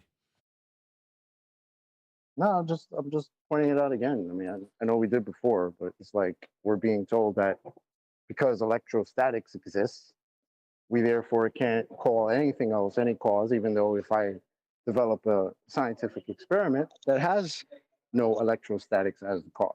But because electrostatics exists, I just got to include it in my cause. Kind of like when the globe would say, well, time causes everything. You can't get rid of time, even though that's just a concept, but it causes everything because there's always time. Kind of sounds the same, doesn't it? Even though that's not what I manipulated in my experiment. I'd like to know, good point, Chocolate. I'd like to know how this ties to ether from their side. Because the static electric charge is manifested basically from the ether. Okay. That's the basics of it. Okay, All okay. electricity and magnetism basically are derived from that. Okay, so why do I need a Van de Graaff generator to see a small shaving of metal or a feather or a piece of paper float? Why can't I just see it naturally happening in nature? What Van de Graaff generator? The one that was developed as a particle accelerator? Yeah, that one. For subatomic particles? Yeah, that one. Subatomic particles meaning particles in atoms? Or are we talking about atomists now? I'm confused because I thought that was pseudoscience. Well, yes, but I want Brian to answer my question. Your question, they would, I would go off of Wixit because so far he seems to have the most amount of information on what they're claiming, right? He would view that as a silly question. He would view that as a silly question because his claim is that his belief is that magnetism, electricity, static electricity, all this is all being input into our system via the ether, whatever the ether is. Yeah, but he said on Nathan's short, I'm sorry, but I have to interrupt here. He said on Nathan's short that if you connect the two, it's a reification fallacy. Yeah, but if he's talking about if you make a statement of fact. Oh, so it's a belief now. Well, he told me it was a belief. Now, Bob would state more than likely that it's a fact. See, my problem with all this, right? One of my problems with all this stuff is that someone like Bob would claim something as a fact and proven until he's addressed on it by someone else who wants to ask him hard questions, someone like us, and then it becomes his opinion until we go away, and then he starts claiming it's a fact again. So that's the problem. So we have a lot of people claiming that this stuff is factual, and this thing proves this, and this is definitely the proof of or the cause of that, and that's what's going on. And but people like Bob, who have these big audiences, will call it proof and fact and everything else and the cause of this, that, and the other thing until he's addressed on it, and then he's put back into a corner and he'll say it's his opinion and he's entitled to his opinion. Yeah, but then he'll turn it from in his opinion. It's a scientific fact on his show. Yeah, but here's the problem. Jaron just said science doesn't prove things. Bob says ether is science. And then Whitsitt says it's not science. And if you reify it, you will be reifying it if you connect it to magnetism. I've got this set up for, oh, no. I wanted to go to Whitsitt gets it. Whitsitt gets it. Just wanted to find this one part. You can prove that there is a cause and effect relationship.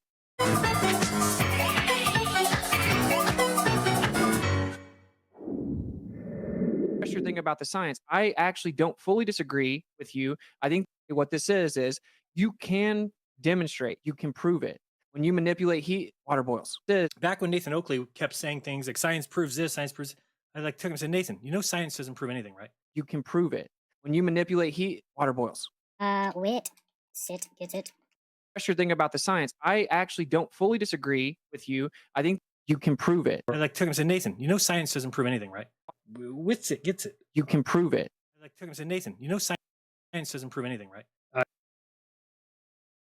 Hey, that's copyrighted, man.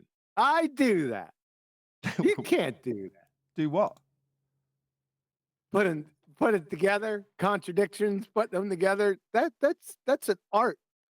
That's numpty clip editing. That's actually what I was hoping you'd do when I post that video. So kudos to you, Nate. You call that a numpty clip? Oh, fair enough. I mean, it's numpty clip. That's why I asked earlier. If talk about the ether isn't science, and there's a straw man if suggested, and if it's just a logical framework for how we talk about it, then why are we talking about cause and effect anything?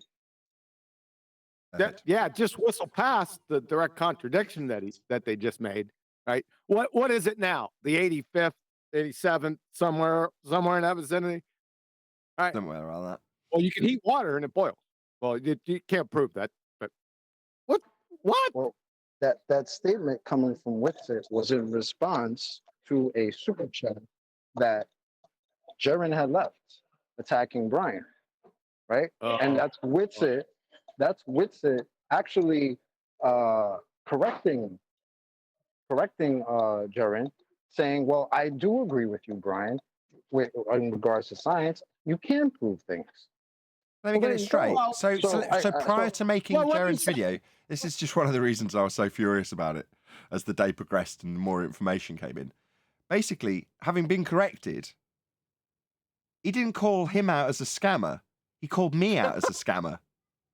No, yes, exactly. Yeah, that was post. That was after he was corrected because Jaron's Joe came out afterwards. Correct. Right. So did he go out and call the man who's pointing it out to him, in this case, Whitsitt, a scammer? No, he broadcast live to an audience and told them I was a scammer. For that exact same thing. What an absolute disgusting outrage. I need, my favorite is, and you guys already know, besides scurvy's just a word, you know what my favorite is. The Google headline scroll through the pseudoscience garden. That's my favorite, right? Because I love that. Let's try another one. Let's try science and the earth is a sphere scroll and put that up in Google and then just Google scroll and see what they have to say on the headline. Just parrot off the headlines. Just the headlines. Don't bother reading it. Don't do any primary source research. Don't see whether or not they're valid in their claims that they've even got any science. Just read the headlines. And then, obviously, that's perfectly reasonable to then claim all that's true. And then you can call me a scammer for saying the Earth's flat, Jaron. That seems just as reasonable. Yeah. Yeah. Keep ponding away at that C4 fire, Jaron. You should have another show tonight on this topic. And every night for the next month. That's what I want to hear. I've threatened the same. I've said the same. I've said I will keep covering this. No worries. Till we get a retraction. Now that it's we rather than just me. But I've already said that to him. Game on. If you don't want to retract it and you're going to say, oh, no, it's because you don't understand how science doesn't prove and double down on your nonsense, game on. I'll keep reiterating this. His response to me was to say, going after me won't go well for you. Well, right. I'm not that interested in self-preservation when you're calling me a scammer. Yeah, I'm defending myself here, Jaron, and I'll do it indefinitely till you make a retraction. The only problem with that is that I don't have a position to defend in this regard. You do. It's your scam ether claim, your bait and switch with electromagnetism. That's what you'll have to defend along the way, as I indefinitely point out who's the actual scammer here. It ain't me. Yeah, you funny fucking retard. Yeah, I think that's where we'll end this live show. So with that, I'll say another huge, massive, enormous thank you to both Discord and G Spells for making today's live show possible. If you are watching this on either Nathan Oakley 1980 or Nathan Oakley Promoing Streams, then stay tuned. As I say, there will be an after show to follow. Of course, a massive thank you to all of you who smashed the super chat, liked, commented, shared, subscribed, joined as a Nathan Oakley 1980 channel member, hit the thanks button, and all that good stuff. Once again, stay tuned if you're watching on an after show. I've been Nathan Oakley, and I will see you all in the next video.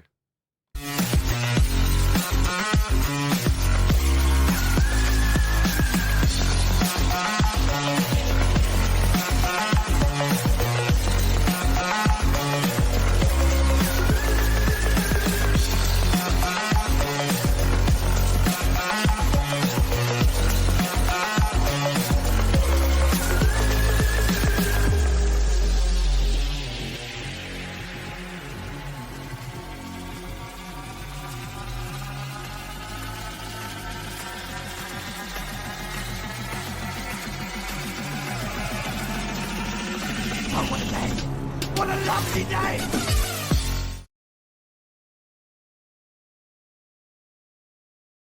Choose a hill to die on, right? Don't you want to be the one with all the ammo and bullets to fire with an empirical method? Like, isn't that the place to be? Like, if you're surrounded by retards with water pistols and they're wanting you dead, we're like armed to the teeth here. Just gotta make a quick announcement. Sorry, guys. That's the truth. The problem is. Sorry, just That's the one second. truth. Just one second. Hold up, guys. Hold up. Just one sec. Go ahead, Nathan. I need to move to the after shoot. After shoot? The after show. So I'm going to do that now. If you want to join, you follow me in. Well, you're not in, wait a minute, you're not in here anymore? No, he's talking about in something else. Oh, in Gilded. In Gilded, I've moved from the after show. In Discord, it was automatic. Now I have to manually move and tell them to move and follow. Yeah, that was a long after show or live show. I don't want to be I don't want to be a gilded man. I'm not moving. But the after show is over. I don't get it. No, the live show is over. That was a extended, almost 3-hour live show. Oh. So, okay. So you're. Hold on a second. So you're in Gilded. What? Yes, I am. Yeah. Yeah. See, I didn't get any of this information. So your broadcast, there's people in there. Just exactly the same as Discord, Curious, like basically identical. It literally, you go in and you go, sit there and laugh at me. Pardon? Don't fucking sit there and laugh at me. I don't know anything about. I mean, I'm in Gilded, but I don't know how this works. Sounds like a personal problem. There's a lot of personal problems here, Tent. It really won't be a problem. So I was gonna say that the latest critique is true. What was it? The bottom line is yes. We don't have a position. Like you don't have a position until you make a claim. Yes, that's true. And they're trying to make that seem as though, oh, we just want to run around and try to disprove everyone else without having an actual claim. Saying that as if it's this weak intellectual position. No, fam, when I fucking wake up and I'm eating cereal and the world is proposing shit to me, I don't have to accept it, nor do I have to give you an alternative while I'm eating Cheerios to your bullshit.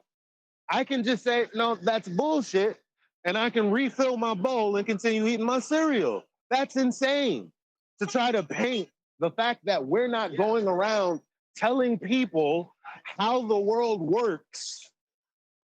That being intellectually weak because we're telling everyone else that you don't know how God created everything and how it works. So you're admitting to be a serial flat earther. Plus, it's not strictly true. We did technically tell people that water boils at 100 degrees at sea level. So, hey guys, my biggest problem yeah, is Chuck, go just ahead, give go me a ahead, second. I'll be quick. I'll be real quick. This is the greatest thing that has ever happened to this show at this time. I liken it to what happened when I listened with Nathan trying to show Bob the scientific method. It made me come to the show. And it was through Bob I heard about FED, and I tuned in and I saw the logic and I saw the arguments that were solid, and Bob was off.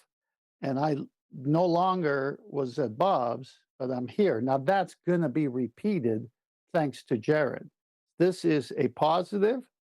This is fantastic, because when you want to purify precious metals, you have to heat it up, and all the bad stuff, they call it dross, floats to the top, and they skim that off so they could stamp on the coin 999.9% pure.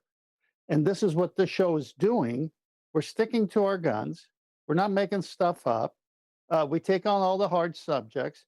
And now in this so-called flat earth community, a few people have gone crazy. And now it's back on our shoulders to set it all straight. And we didn't take it to them. They brought it to us. And so with this ether nonsense, which we said we have no problem with ether, just prove it first, and then we'll agree with you. Well, we can't prove it.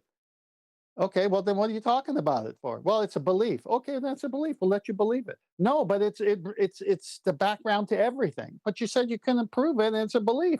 Okay, so because of that, they're so butthurt that they have to attack the show, and it's the greatest thing that ever happened. We're going to gain so many subscribers from this. You just watch.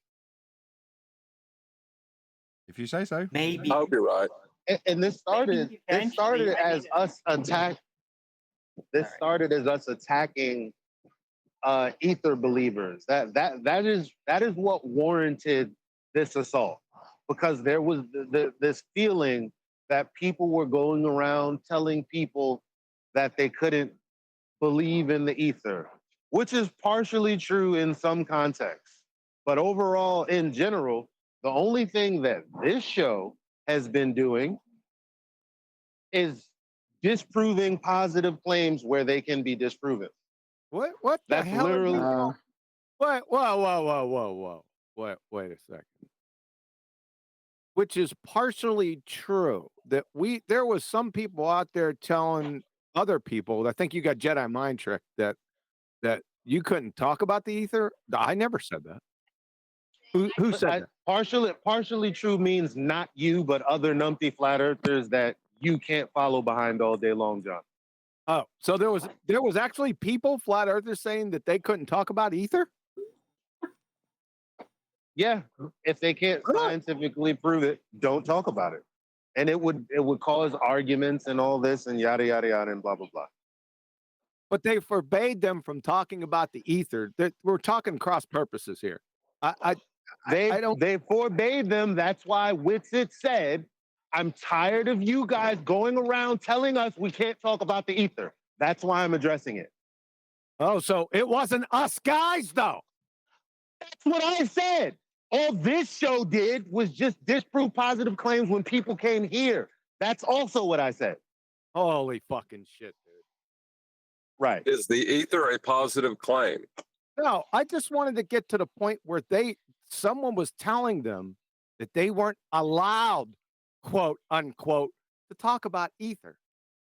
Then he shifted it on to us, because I've never said that. You can talk about anything you want. You're just going to get your asses handed to you. In fact, I liked hearing it. So that's pretty much what I was trying to say. Shifted 60, shifted that blame to us, is what you're saying. Is that what you said? Yeah, that's yes. Okay, fair enough. Because how else did this conversation end up on this show? We didn't. No, Nathan didn't give a damn. Not the conversation. Don't focus. I'm not talking about the conversation. I'm talking about the actual fact that they were told that they weren't allowed to talk about it. Right. That's all I'm focused on.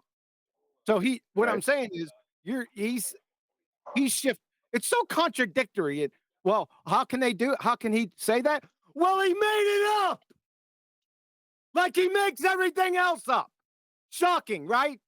That's how he did that. Do you get Jedi fucking mind tricked? When somebody tells you something, does that automatically make it true? Right?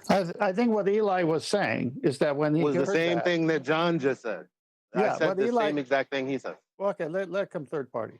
What I hear Eli saying is that when he heard that, he says, well, that's not what we did, because we just heard your positive claim and we went at that. No one said you couldn't bring it up. And so what do people who have nothing to back up is what John is saying, they make stuff up. Well, can I give it another context that might help? As a glober, I could say that I'm not allowed to talk about the globe here. What globe? No, you're missing John's point. Uh-oh. He's saying, does it not sound familiar? Do you not hear the same chimes coming from a different camp? Yeah. While simultaneously being told, that's why Chocolate said earlier, they sound like globers. yeah, well, but while simultaneously being told that we can't talk about the cause of an effect if we don't bring electrostatics into the equation, or that we are pseudoscientists and scammers because we talk about things that have the fundamentals of, I don't know, particles, atoms, but yet a certain device can be brought up whenever they want to and invoked. That very development and origin comes from subatomic particles, atoms. So should I start calling people atomists now? Nah, I'm not going to do that because I don't need to do that. But apparently that's what we're called, right? I don't like that type of hypocritical shit. But that's real soft and like it's 2022. Come on. I've heard this term electrostatics thrown around. Somebody please define that for me. I'm not trying to expose you guys. I just heard the word. Is that the movement of electric charge? Electrostatic, because Shits at 60 got his backup from me. Hold on. No, because it seems contradictory if you say it's the movement when within the word it's static. Static. The study of static electricity. It's a static charge. It's the study of the movement, not movement. The definition of electrostatic, relating to stationary electric charges or fields as opposed to electric currents. Who pulled out Alexa? What's going on here? I love it. With that, I'm going to say another huge, massive, enormous thank you to both Discord and G+ channels for making today's pre and after shows possible. And of course, a massive thank you to all of you in either Nathan Oakley 1980 or Nathan Oakley Premiering streams. Hopefully smashing the super chat, liking, commenting, sharing, subscribing, joining as a Nathan Oakley 1980 channel member, hitting the thanks button and all that good stuff. I've been Nathan Oakley and I will see you all in the next video.